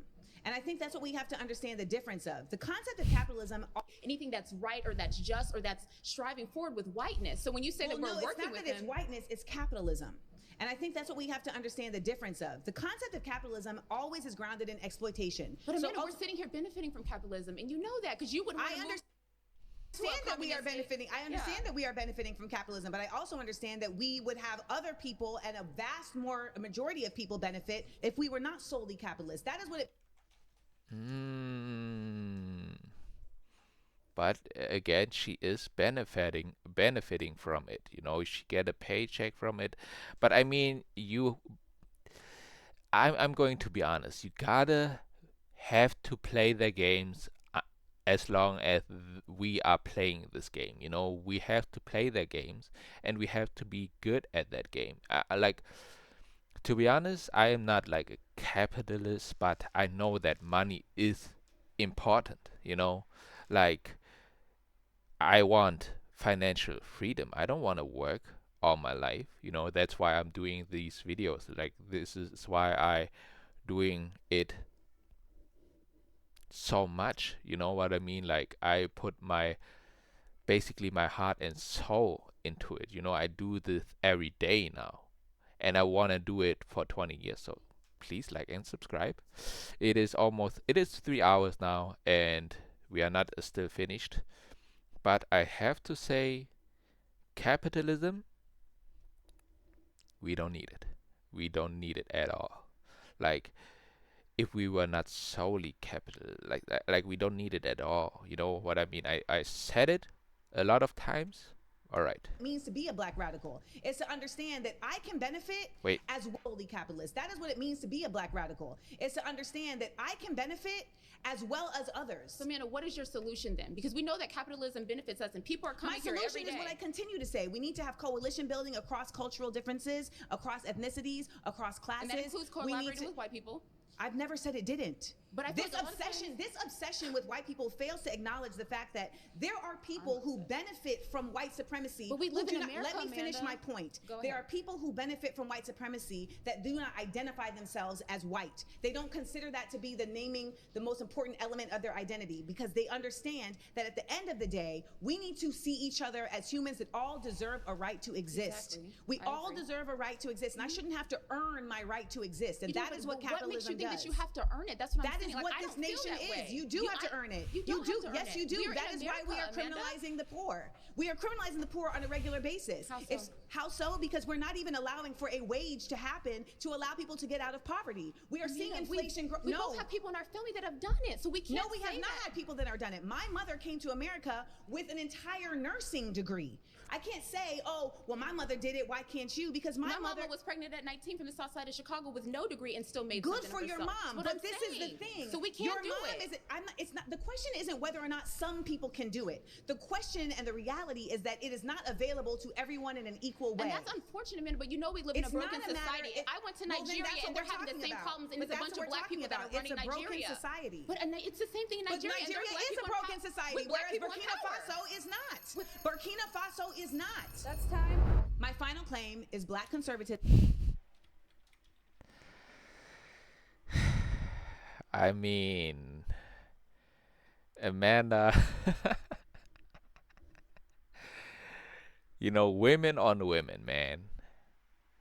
Women on women is always like the craziest things like ever, bro. Like women on women, like it's one of the craziest things ever for me. All right, black conservative. What the fuck? Oh, it doesn't matter. It will not get monetized either way. So, black conservatism fails to address the needs of the working class. Oh, because they are conservative. Wait a minute. What does that even really mean? Conservative. There is a similar word to in German, but I just want to make sure. Okay.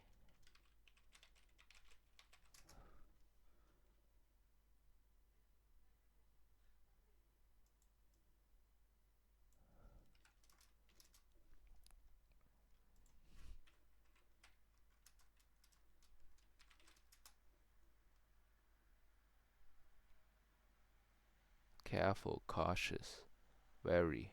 All right, yeah.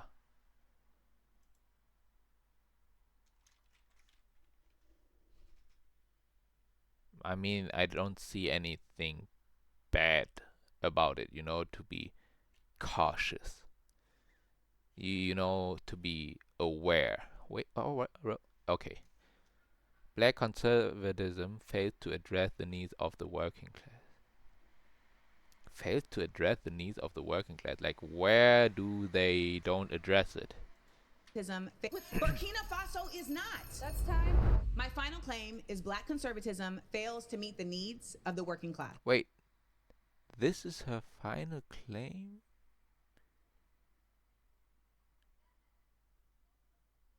Okay.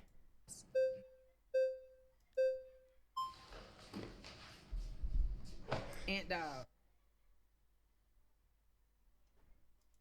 Okay, talk to me. So I don't like how they make it that way, I just want, like, the people, like, let's do, like, the people that talked once can't talk again. You know what I mean? Like, give everybody a chance, bro. Like, wait, I need to close the door because it's too cold now.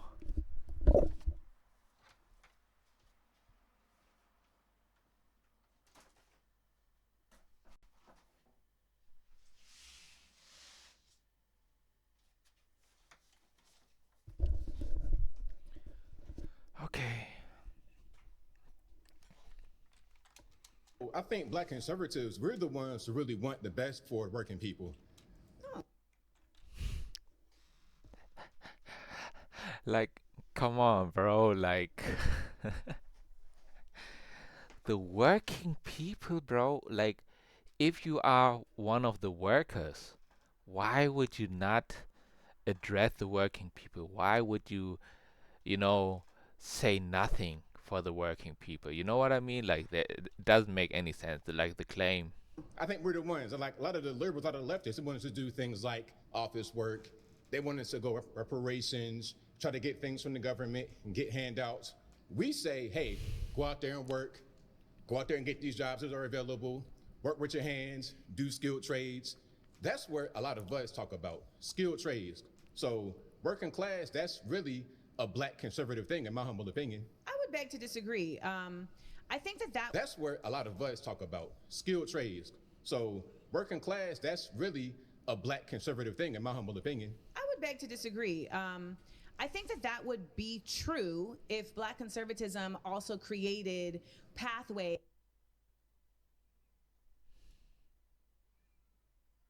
That would be true if black conservative also created pathways.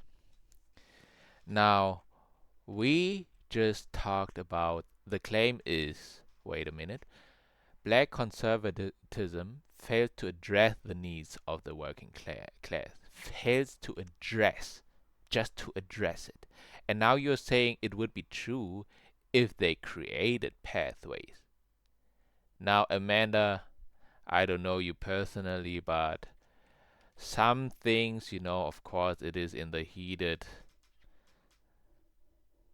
uh, moment and so on, and the facts are not always right. But don't try to make it. I mean, if it's really heated, probably my argument sometimes will not also be fully true. To be honest, if I'm too emotionally, then the ego is coming out too much, and then there's that, then there's that. But yeah, you are now saying created pathway, so is for people to get those jobs and also to be able to challenge the corporations that are using their labor, that are stealing from them and not impeding them from having a union. So for instance, like in the South, right? I just left North Carolina where I met with the USSW, the Union of Southern Service Workers. This is an unofficial union of individuals who work at places like Waffle House, at Food Lion, etc. And their unofficial union is unofficial because the conservatives in that state will not allow for them to be officialized. Legitimized. Legitimized. There you go. Hey, I got you. It will not help a brother out or a sister.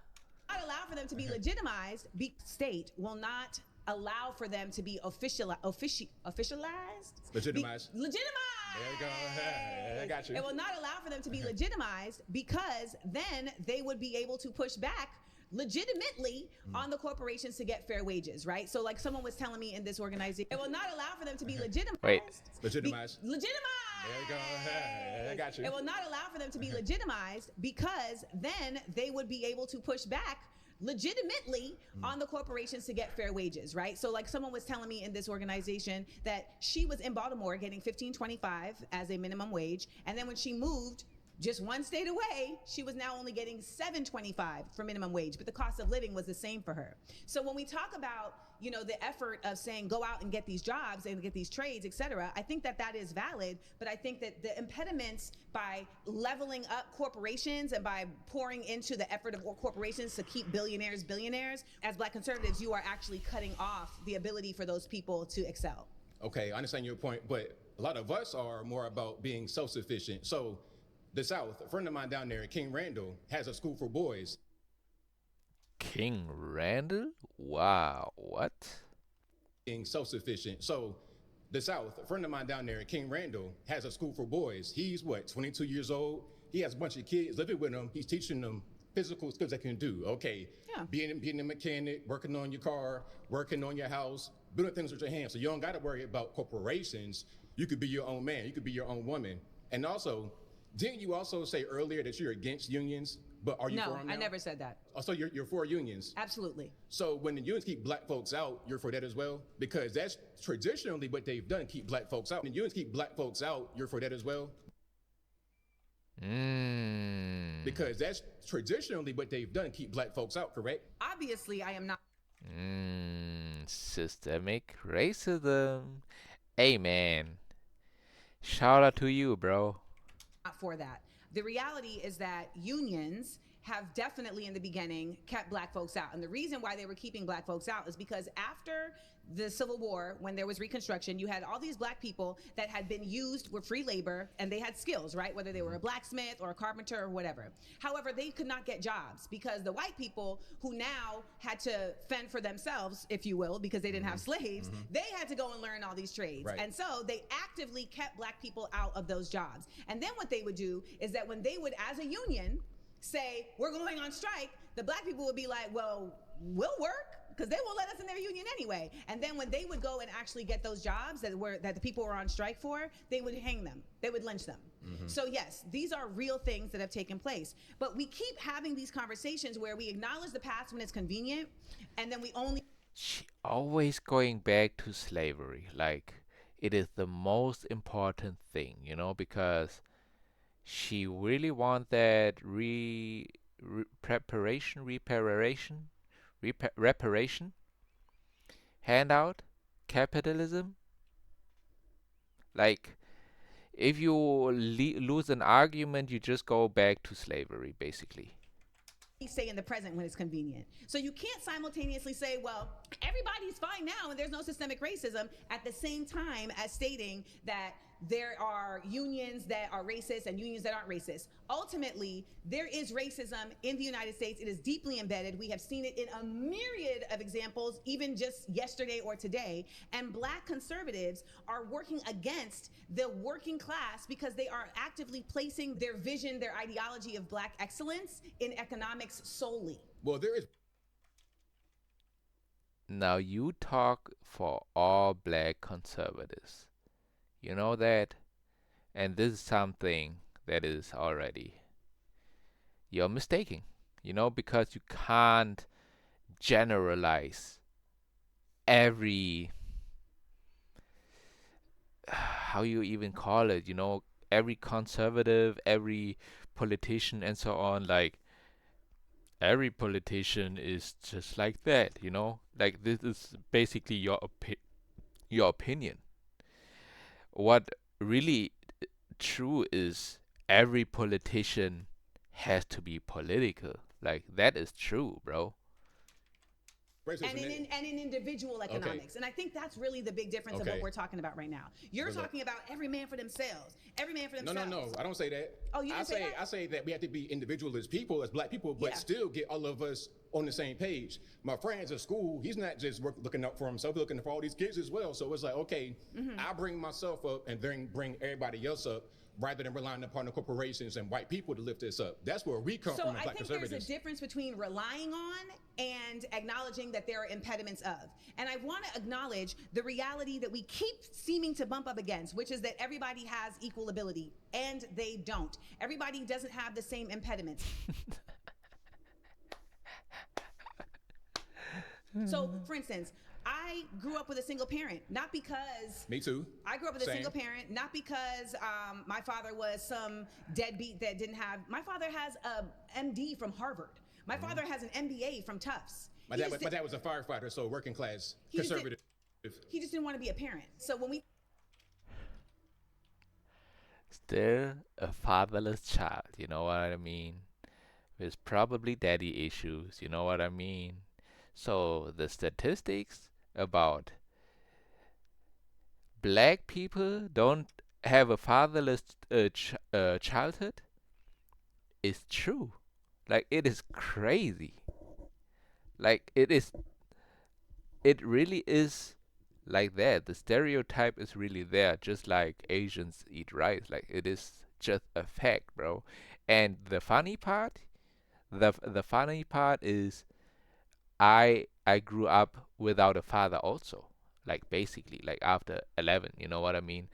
And guess what? Daddy issues. Not just kidding. Like, I had them, but after I changed, spiritually and so on, thank God, awakened a little bit, thank God, bro, a lot of a lot of things has changed, but I guess, Talk about this whole idea of like, oh, the blacks that are, not doing the thing. It's not about necessarily what class you're in. It's literally just about, we live in a nation that gives the option of, I don't want to be a parent. We live in a nation that gives the option of, I don't need to be in cooperation with our community. And as far as I'm concerned, black conservatives do not address the needs of the working class, which are fair access to resources, which are equal access to getting jobs, which are equal pay to the same access. And they are all offended because they identify themselves as black conservatives. Like, this is so funny, bro. Like, bro, I don't even identify myself as Asian, to be honest. Like,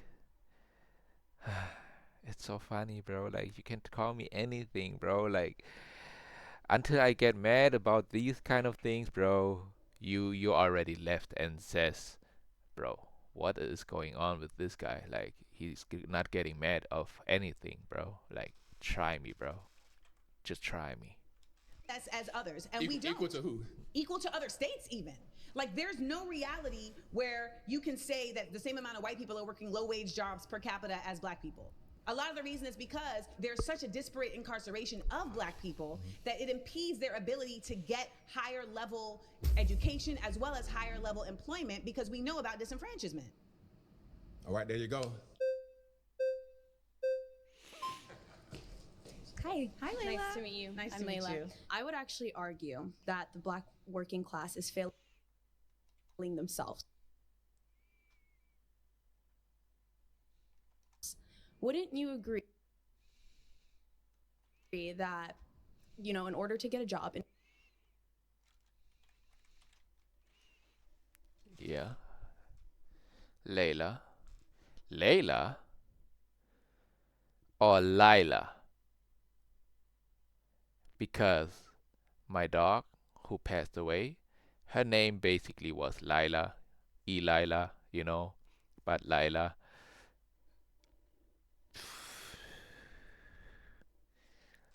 You look cute. Yeah.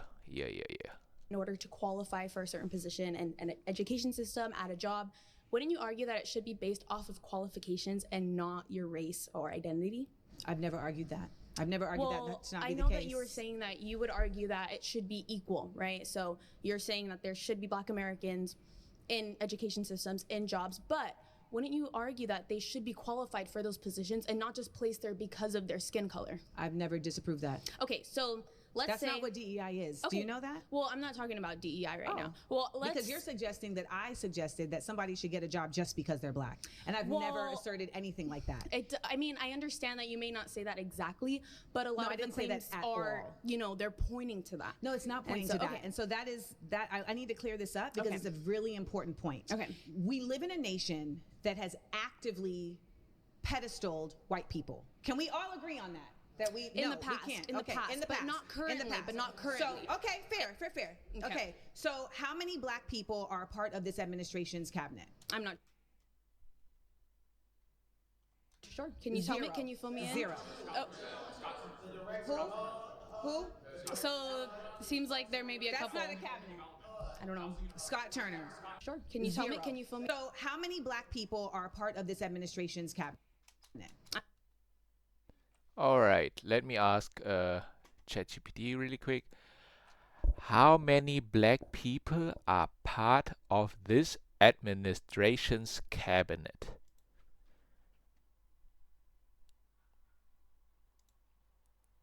Give me 1 second, please. Searching. You are asking how many black people are part of this administration's cabinet? If you're referring to the Biden administration, no. The Donald Trump administration. But with Biden, it was one Lloyd Austin, Marsha Fudge, Linda, Michael Schlender. So 1, 2, 3, 4, 5, 6. All right. And with Trump, it is Ben Carson. Oh, in the 2017 on the second term, it is Scott Turner has confirmed as become the only black member. So Scott Turner, shout out to Scott Turner. Additionally, Denise, a black American woman, served as acting Secretary of Education. All right. So I guess just Scott Turner. I'm not sure. Can you tell me? Can you fill me in? Zero. Who? So seems like there may be a That's couple. not a cabinet. I don't know. That's not a cabinet. I mean, she is like a radical. I don't know what that means really. I'm really radical also. But that's just my ego talking, identifying myself as that. So, um, what that means is we really do it like 100%. We are standing at this point, at this fact for 100%, even more than 100%. If we say we do something, like I say I will do that for 20 years, I will really do that. If I say I don't eat meat ever again, I will do that. You know what I mean? Scott Turner. Okay. Okay. So there are. So we got two. So there are. So we got two. Can we got also, two. We got two. So back to your point, DEI is about expanding. Yes. Okay. Not lowering credibility. Okay. So if we have a system that has very actively said these particular people are the best people simply because of their race, DEI said, or their gender. Okay. Because DEI mostly leveled up white women. Okay. So it would be incorrect if it's, if we're pointing toward this, a majority of race is qualified because of the skin, the base of the skin color. Absolutely. Yeah. Whether they're white, black. Okay, I mean, race great. is fake anyway. Now, I do want to touch on a point that you did mention earlier. Yeah, whether they're white, black. I mean, race is fake anyway. Now, I do. Race is fake anyways. Wait, now we are getting somewhere, Amanda. Now we are getting somewhere because we both are radical. Basically, I'm nothing, but okay. And race is fake. Talk about it, please. I really want to hear it. I want to touch on a point that you did mention earlier, that you would argue that, black people have less opportunities in America. I do not agree with that. I have not had, First of all, you're a light-skinned woman. And so are you. Whoa. Yes, and you're doing so great colorism, for yourself. Yes, and so colorism really does serve us. I do want to say, yo.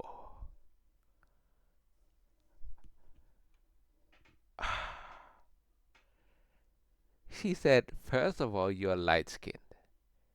So do you. Crazy. And saying that because of light-skinned, like colorism, because we are more light-skinned, we had more opportunities? That's what you're saying? Wow.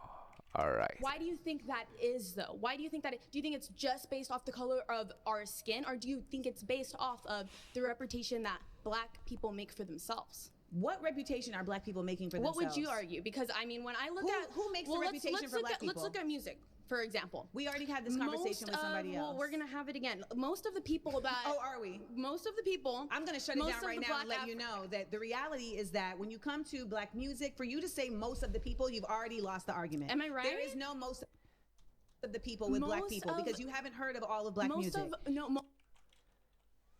Oh, you said most of the people, but you generalized saying all. You didn't even say most. You said all black conservatives.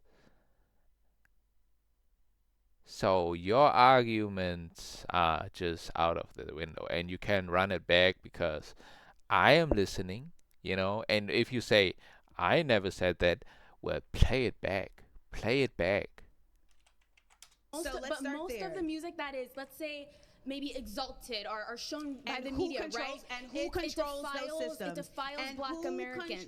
But who's putting it out there? We're the ones putting it out there. The distribution systems that are putting them out there are owned by white people. Who listens to them? Because I don't can know. bet you most of my friends, my black friends that are not conservative, they listen to that music that defiles You know who their else? bodies. You know that who talks else about listens to that black on music? black crime, and that Everybody it's a good else. thing. But if Am we I don't right? acknowledge that they are not in the same way pursuing white voices talking about the same thing, even though they are, we simply like Okay. to start at the branches of a tree and not at the root. We have to understand. Yeah, she not that cute anymore. Like how and with Amanda too, maybe because y'all are light skinned, and now I'm just straight up judging. But how can y'all have that small lips? Like y'all have to be white, half white. You know what I mean? Like there is just no way, bro. Like what is this? Like what are those? The media is king. Okay, media is king. And media does not favor conservatism. I can tell you that right now. I mean, look at the protests right now in Los Angeles. Depending on who is in office, media does favor them. I Media mean, we has have Trump in office right media now, has and never media is not favoring Trump at all. Media is absolutely not favoring Trump Okay, in certain thank you. spaces because Trump is also not favoring that particular type of media. But it depends okay. on the day. And we have to acknowledge that regardless of whether you talk conservatism or not, media has never favored black people at any point. All right, guys, that's time. Media, bro. What? You talk conservatism or not, media has never favored black people at any point. Media has never favored black people at any point. Now let's be clear on that, right? Media is not just media, news and so on. Is also social media. And Black Lives Matter, did you ever heard about Black Lives Matter, Amanda? You know, you basically describe Black Lives Matter. And you are telling me now that they never is something like most. Most is still even better, but you said all. You say something like never, you say something like all, you say something like always. You say never favored black people. Media never favored black people. Like, do you know how dumb that just sounds, bro? Amanda, I mean, lady, I don't know, ma'am, whatever. I'm done. It's 3 hours and 35 minutes. I reacted to it a lot already. All right, give me a break. Give me a goddamn break. All right, guys, that's time. You've been voted out. Thank you. Please return At to your any seat. point. Thank you. At any point, lie. Get your facts straight.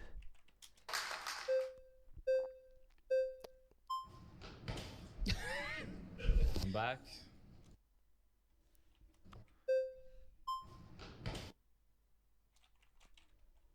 Oh, just give some other people, like,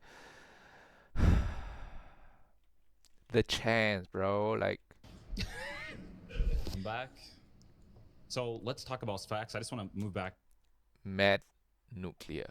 To systemic racism, because you mentioned systemic racism earlier. I just want to look at 3 applications of systemic racism against white people and against East Asians as well. I just want to look at 3 applications of systemic racism against white people and against East Asians as well. East Asians, okay.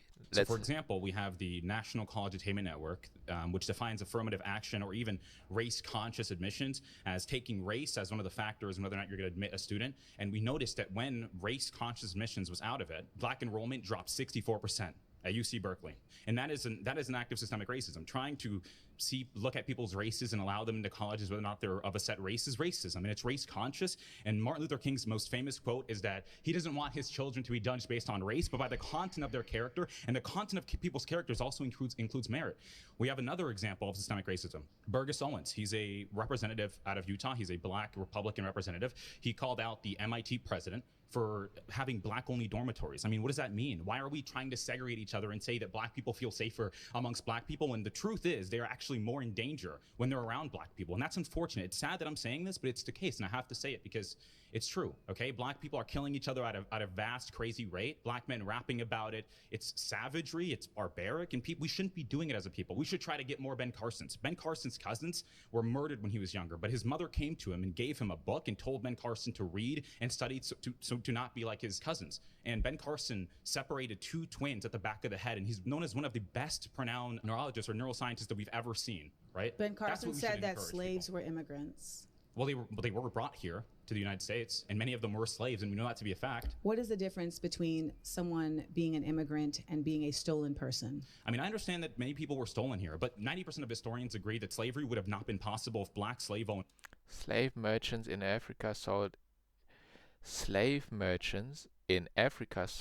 indentured servants who were brought to North and South America. The slaves sold at the ports were captured during war raids or sold by African leaders. Sold by African leaders, to be honest, guys, like, I don't think so. Like, they just took it. Like, they just took them away. You know what I mean? Like, they just basically stole. Within Africa didn't sell off their people. White people didn't show up and just start stealing people. They didn't do that. That's not... Within Africa didn't sell off Black slave owners within Africa. Black slave owners. Their people. White people didn't show up and just start stealing. Person. I mean, I understand that many people were stolen here, but 90% of historians agree that slavery would have not been possible if black slave owners within Africa didn't sell off their people. White people. Okay. Or sold by African leaders. Yeah, I mean, again, I don't think... probably a few African leaders sold Africans, I guess, but most of them got captured, to be honest. Didn't show up and just start stealing people. They didn't do that. That's not how that works. Why people didn't show up and just start stealing people? They didn't do that. That's not... Literally did that. But they didn't. They worked with black owners and the Arabs. Literally did that. It's funny. Bro is Delulu, bro. Like, he is delusional, bro. He's saying white people didn't just steal. Like, he's that air about it also. Like, he is really serious about it, that the white people didn't steal them. Well, guess what? It was the Jewish. Arabs did that as well, and I think it's very important. And I think it's important to note that there is an oversimplification of history as well as of black people.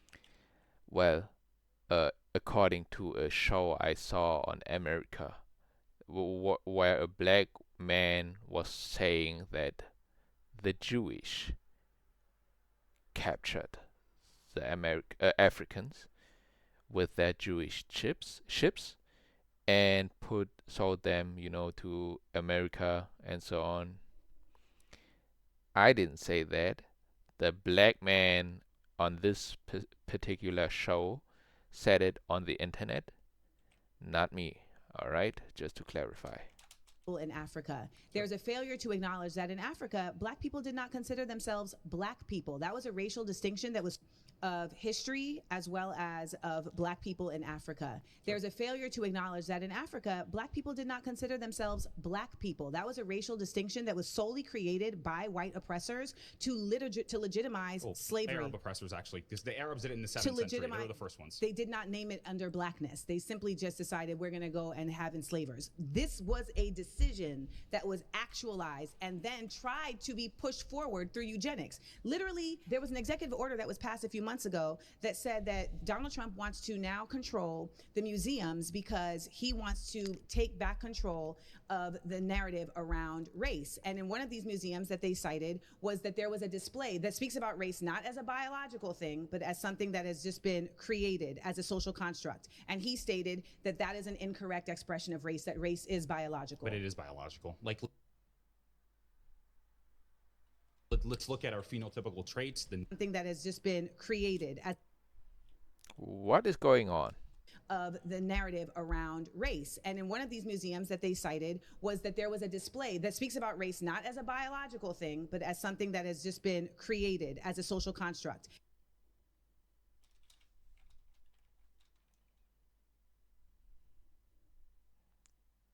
Race as a social construct. I get it. Yes.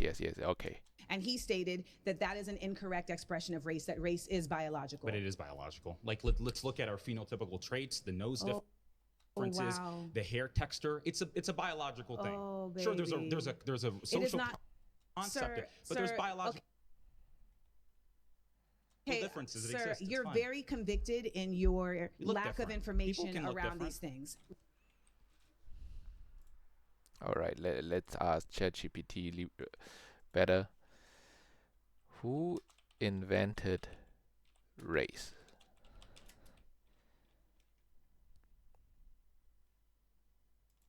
Race as in he thought race in competitions, athletics.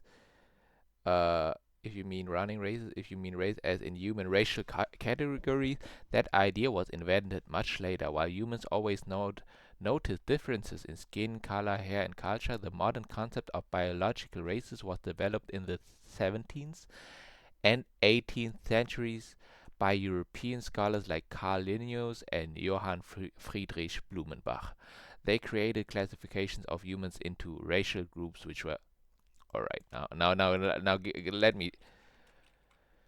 Were Carl and Johann Jewish? No, Carl and Johann were not Jewish. Carl was Swedish, Johann was German. Okay, both of them work with scientific.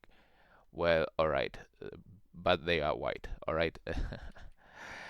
I thought really they were Jewish, but guess what? They invented race.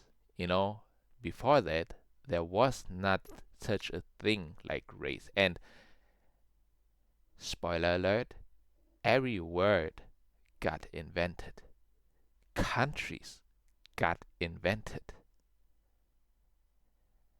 Political sides got invented for us to divide each other. Spoiler alert. For us to be in conflict and not see the bigger picture. Spoiler alert. Race and ethnicity are two different things, okay? I'm talking about Ethnicity race. is where you're from. Okay, now she's speaking facts. Race is literally something that was created to put people into categories of caste, to put people into categories of oppression. Race is not something that you are. Race is something that was bestowed and put That's upon you. racism, not race. Racism. Bro, Matt Nuclear, go back, have a seat, bro. Another seat. Like, let somebody else talk. You are too young for this, bro. You are just too young for that. No, race is literally something that was created and put upon you. And I want you to listen to me as somebody who has studied this, who has a master's in African American Studies from the Institute for Research in African American Studies at Columbia University. I want you to understand very clearly that race is not something that is biological. There is literally Look at us. no. Look at the There is differences. My God, Matt, please don't let me get mad because of this, bro.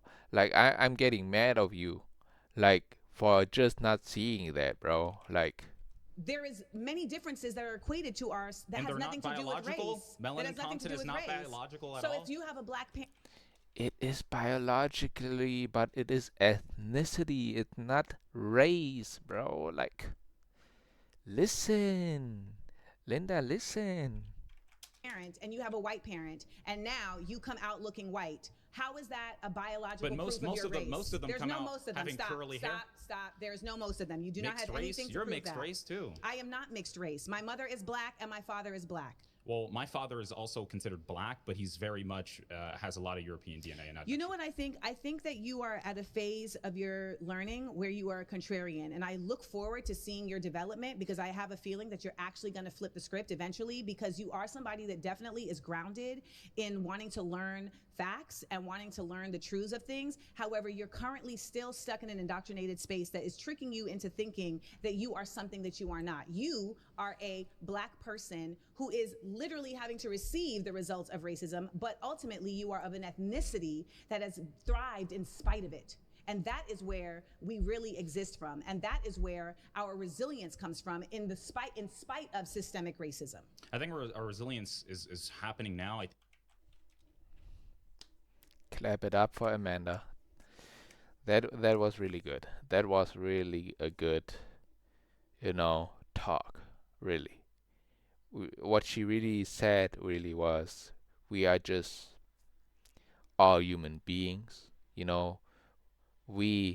Somebody invented race to divide us, saying white race, black race, Asian race, but we are all human beings.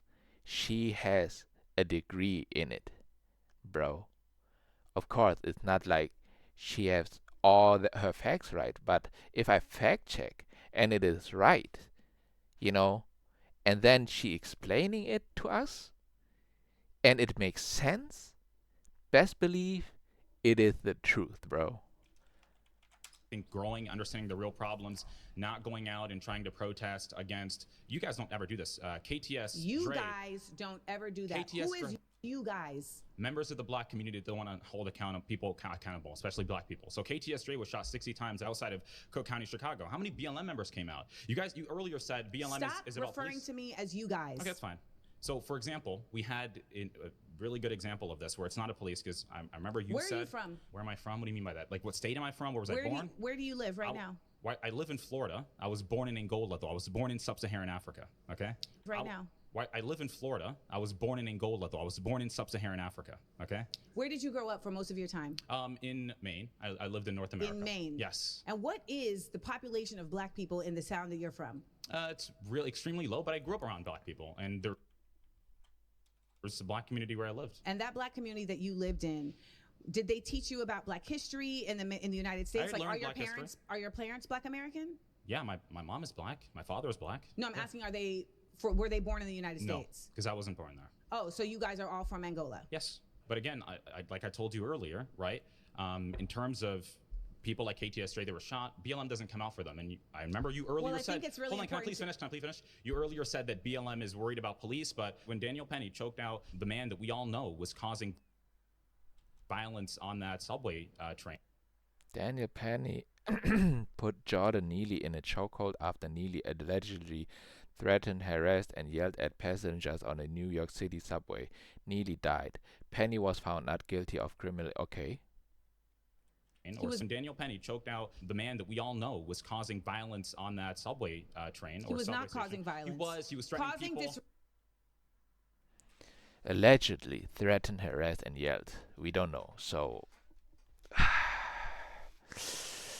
if we don't know if it's allegedly, bro, I need a video proof for that. I can't argue with that, Disruption is not causing violence. He was threatening people. Causing disruption is not causing violence. And the people there helped him also. And we know that we helped them. I don't know what that has to do with BLM. Random people on a train is not Black Lives Matter. BLM showed up for that. They did. Showed up for what? BLM showed up threatening white people, saying that they're... Showed up threatening white people. Now BLM... Yeah, you can say BLM, showed up threatening white people. It is what it is, it is true, but I don't know what Penny really did, I need video proof. I can't say anything about this. No, they didn't. BLM protested. BLM New York. BLM protested. Where did you get that from? You see, your sources are not. You're not able to cite your sources. Please go sit down. Yeah, that's the truth. It's not the truth. It's not the truth. It's not the. Nothing you say is actually the truth. Nothing. You're not even American. You're not even a Black American. As the dog. You're not even Black American. Now we go into this because a little bit too much emotional because we thought we were all human beings and it shouldn't be about race. It shouldn't also be about country or where do you live and so on. Like, what are we doing right now? I don't understand it. Daughter of an immigrant, it is imperative. You're not even a Black American. As the daughter of an immigrant, it is imperative that Black people from other places understand the disparate difference that they exist from Black people in the United States. It is not the same. Period. And ultimately, the best effort that we can do as a diaspora is to lead in understanding, not in judgment. So when I am talking to somebody from Sudan, from the Congo, from Angola, I am listening to understand their experience, not to undermine it. And I refuse to allow anybody from Grenada, from Angola, from any other place to come and try to undermine the experience of Black Americans.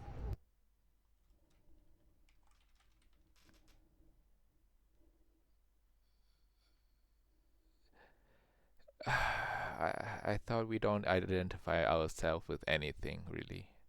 I really thought you would be, but maybe your ego. Yeah, I mean, your ego is talking, because you talked to so many people, argued with them, emotions are rising, especially, when they, even I got mad, and I didn't even talk to him directly, but he didn't see that this race got invented.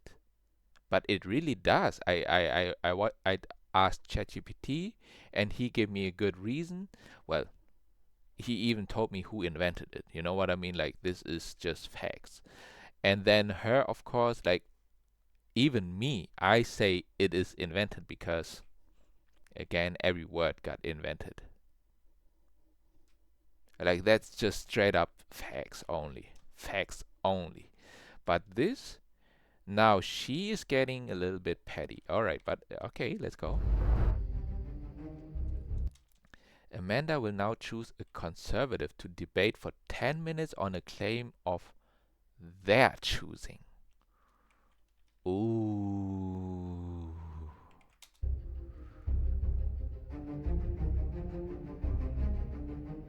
Who feels passionately about something that they want to talk to me about?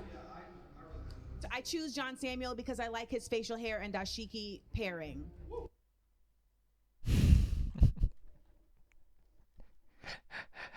He was good. He was good. Yeah, I remember. I remember. John Samuel. What's funny about John Samuel is John is my nickname, and Samuel in German is Samuel, is where one of my best friends' name. You know, just like a little fun fact. All right, let's go. I feel like he's gonna sing a mean R&B. Which one? My claim is that Black people as a community need to walk away from the Democratic Party.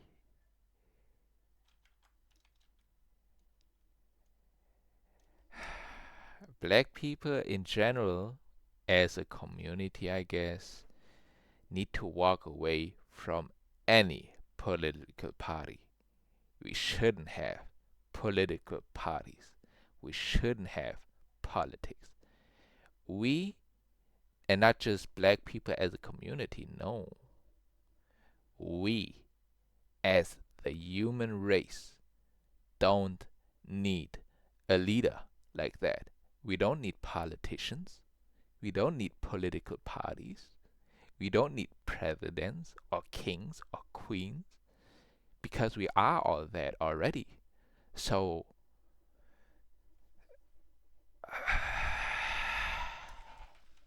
Black people as a community need to walk away from the Democratic Party and progressivism completely. I'm saying this from a very unique perspective. I'm not trying to shout myself or anything. This is really just my experience. Currently, I'm running for Congress, right?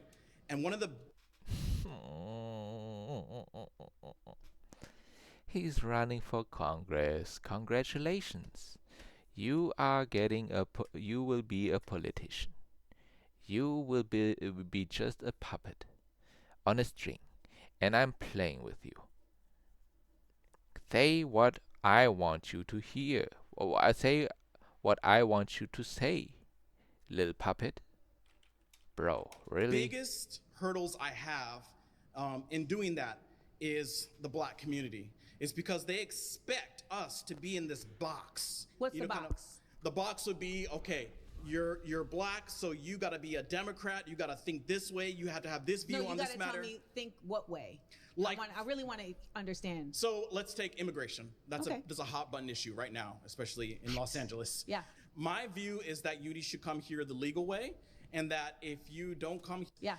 My view is that you should come here the legal way, and that if you don't come here the legal way, you are subject to the laws of the country. But I also feel I don't that think if you're anyone would disagree with that. yeah. But, well, I'm just saying is that a lot of people, especially where I'm from San Diego, will like to put black conservatives in this box. And Well, guess what? You are putting yourself in a box just by saying you are black and you are conservatives. You're putting yourselves already in a box. Congratulations. reason why I say specifically in my claim that black people need to walk away from the Democratic Party is because every single election cycle, all they do is use us as their tokens. They use us as their kind of election tools. They use us as these campaign posters. They tell us to come to their rallies. They tell us to sing on their stages. They tell us to do all these things, and they forget about us 3 other years, and they remember us 4 years later. Every single cycle, it happens again and again. And I'm one of the people, like, I really appreciate you because it seems like you have love for the black community and you have a love for people, and I appreciate that. And I do too, because I don't express that in the same way as, let's say, as a black person who's a member of the Democratic Party. I get called Uncle Tom, I get called a racist. I hate the Democratic Party. I get called Uncle Tom, I get called a racist. I hate myself. I love myself, and I love our people. I love everything about us. We have done so much for this country. We built this table that everyone is seated at. We deserve rights. We deserve all these things. However, what I don't like more than that, more than anything, is being used. It's being used by politicians, being used by governments as some type of puppet to say, here's my black person that's voting for me. I don't like that. And it makes me sad, no matter you're Democrat, Independent, Can I Green Party, respond? whatever. Yes. Yeah. Sorry. I completely agree.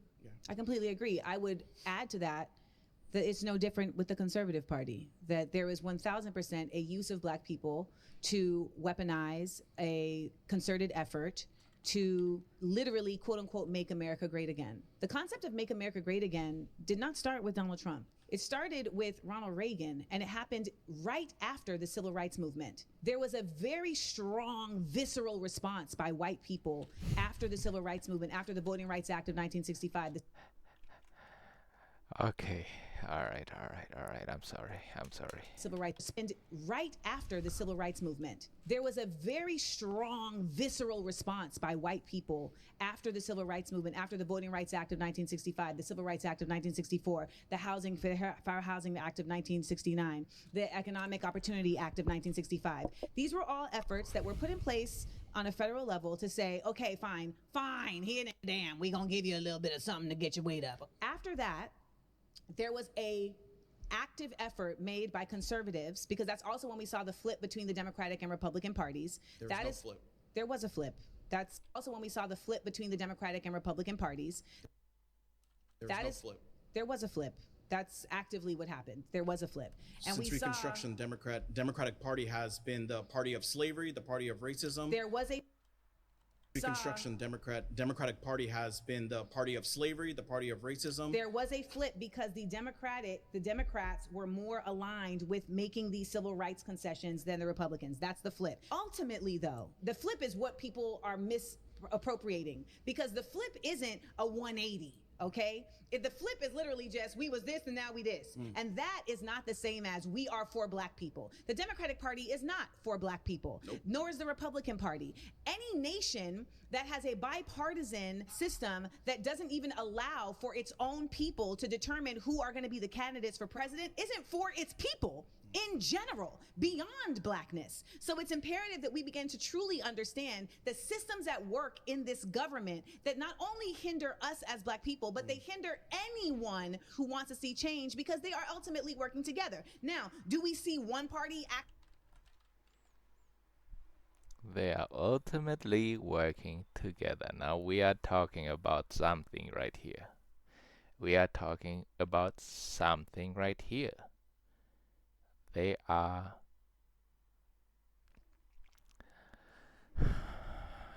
like, there's no way I have to say that, bro. Like, there is one boss, bro. Like, who are they kissing their feet at? You know, who are they are all scared of? Who are they helping all the time, even if that's not their country? Israel? Yes. Activating higher levels of discrimination than others? Yes. Do we see one party that is more violent per se than others? Yes. And we can say this on many different levels. But when it comes to like enacting genocide or destabilizing other nations, we know that that happens on an American level, regardless, okay? I completely agree that the idea that you have to act a certain way as a black person is really problematic because the Democrats and the Republicans, neither of them actually care about black people. And when we talk about conservatism or we talk... Whoa. I don't know about that because of course everybody, the most of the people, they just like looking for themselves out, you know. It's really just like that. They really just want to make money, they want stability and so on. And the most are not for everybody, you know what I mean? It's just that way, you know. But there are a few people that start off, you know, showing love to basically everybody. And this is the people that I really appreciate, and that's that. Let's go. Let's go. About being a liberal, neither of these aspects were grounded in how do we help to repair the harm that we have caused an entire group of people who made it possible for us to even have a constitution. So you can sit here and show me whatever you want. No. The only reason why I was going to show you this is because even with that constitution, we weren't even humans. What? When they wrote it. So that was another fact check I wanted to kind of fact check before, but I couldn't say anything. But the 3/5 compromise had nothing to do with your 3/5 of a person. The 3/5 compromise had to do with representation in Congress. So there's a... The 3/5 compromise was made at the Constitutional Convention and allowed southern states to count 3 out of every 5 slaves for the population survey that determined representation in Congress. Your 3/5 of a person. The 3/5 compromise had to do with representation in Congress. So there's a little note here if you open this. The 3/5 compromise said that the Southern slaveholders needed to be represented fairly in Congress. And because there were so many more slaves than actual white people in the South, they were allowed to count their slaves as representation, even though those slaves did not have the ability to vote. If we were at that time, let's say the 3/5 compromise never happened, we were a whole person as in light of the government, right? If that happened, then this America would not be the America that you know today. Because what it was is, if it was, we were counted as You're defending the 3/5 compromise, Can you bro. just listen? Can you listen? No, listen for a second. Okay. Because I don't want you to get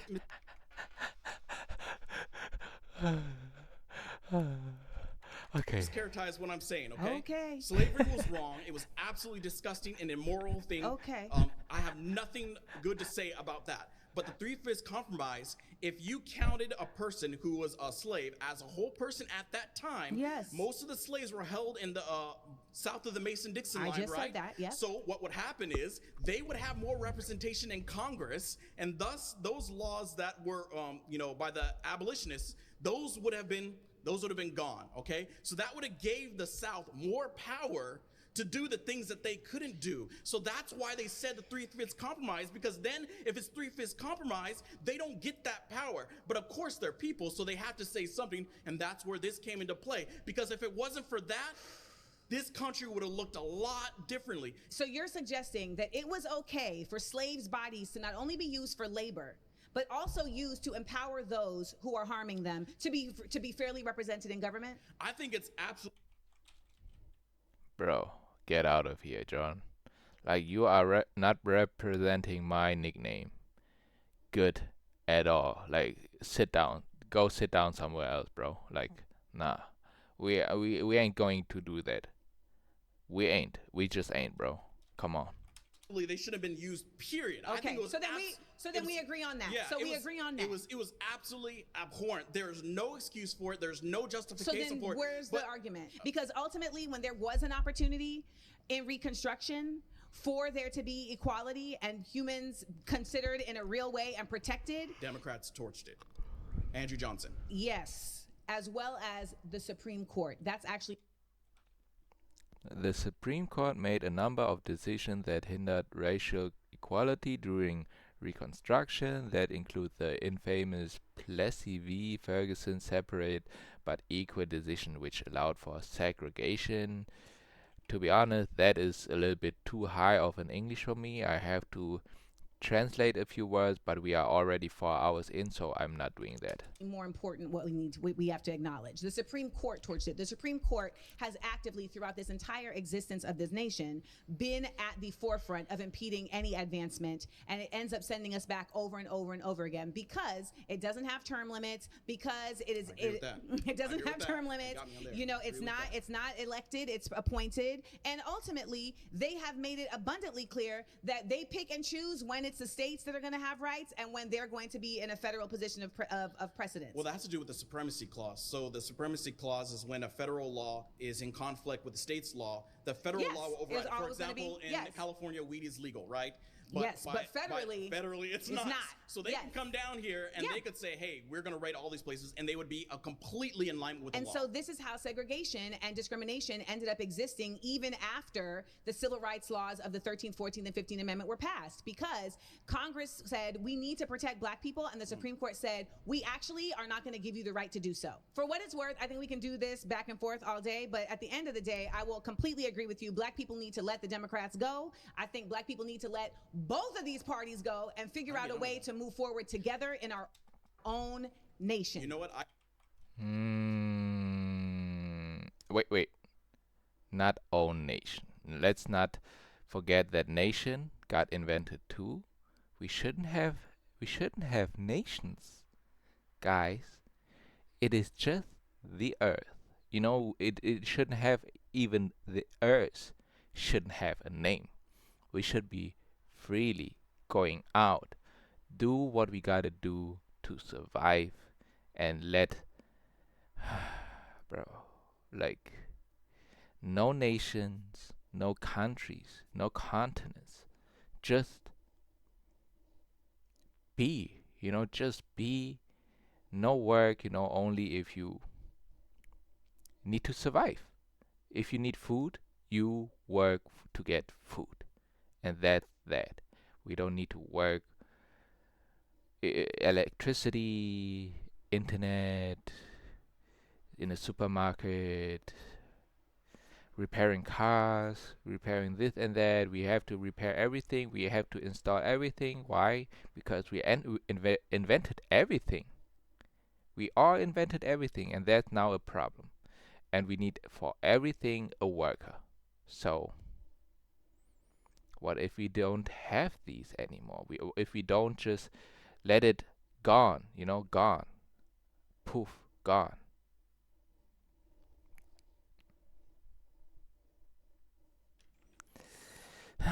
Just think about it. I can actually get on with that because, I don't believe that all Republicans are, good and not using us as well. I agree with that. I agree with that. And let's sing a duet. I'm for no matter. Let's sing a duet, bro. what color skin you are, or black, whatever it is. Just think for yourself. If you think for yourself and you do your own research and you want to be a liberal radical, go for it. If you want to think for yourself and be a Green Party, go for it. I agree with this. If you want to be liberal and be Republican, then go for it. Yes, it's okay. yes, You know what? I'm down for that. hallelujah. Think for Come ourselves. on. Let's All do right it. now. Let's do it. Appreciate I appreciate coming on the show and debating with Amanda. I could see that there was a care for the community and there was a care for wanting to uplift us rather than treat us like a monolith. And that's what I'm all about. Regardless if you're Democrat, Green Party, Republican, like, I just think that people are far more complex than we give them credit. There is an active effort of folks on any side of the aisle that want to see the elevation of Black people to be able to come together and have real conversations that are grounded not in stats, and this is going to sound real woo-woo, but it's what it is, that are grounded in love. And I hope that whatever anyone took away from this conversation is the reality that I really do love Black people. I love people, and I love the ability to exist on this earth and have access to joy. I think sometimes. Hey. All right, no, I'm not joking right here. I'm sorry. Things got a little bit heated, and that's okay because emotions get the best of us. But I think overall she did pretty well for her position. I don't agree with her for the most part, but I think she did pretty well. Just kind of seeing this dynamic, that this is really what happens. A lot of times when we look at discourse, we look at it online, so everybody's typing and typing. But this is what real discourse looks like. When you have to really sit in front of someone and unpack your arguments, you can see the pressure that causes and how you have to really kind of have your thoughts together and how heated and emotional it can get. So I think the fact that you guys, created this space for us to be able to do that is awesome. Whether it was productive or not, we'll only see. Hopefully some of the things that, we said stick with Amanda. She was using some of my quotes, about like resilience and everything. And I was like, okay, so I'm planting a little bit of seeds there. And then of course there were times where when she was right. And I was like, you know what? She has a point. So I think it's pretty productive if you allow it to be. Thank God the video is ending, bro, because 4 hours and 30 minutes, like, what the hell is going Aliante? I don't even know what to think. I don't think. At this point, 4 hours, 30 minutes, I don't think. What is thinking? This ghetto, I don't think.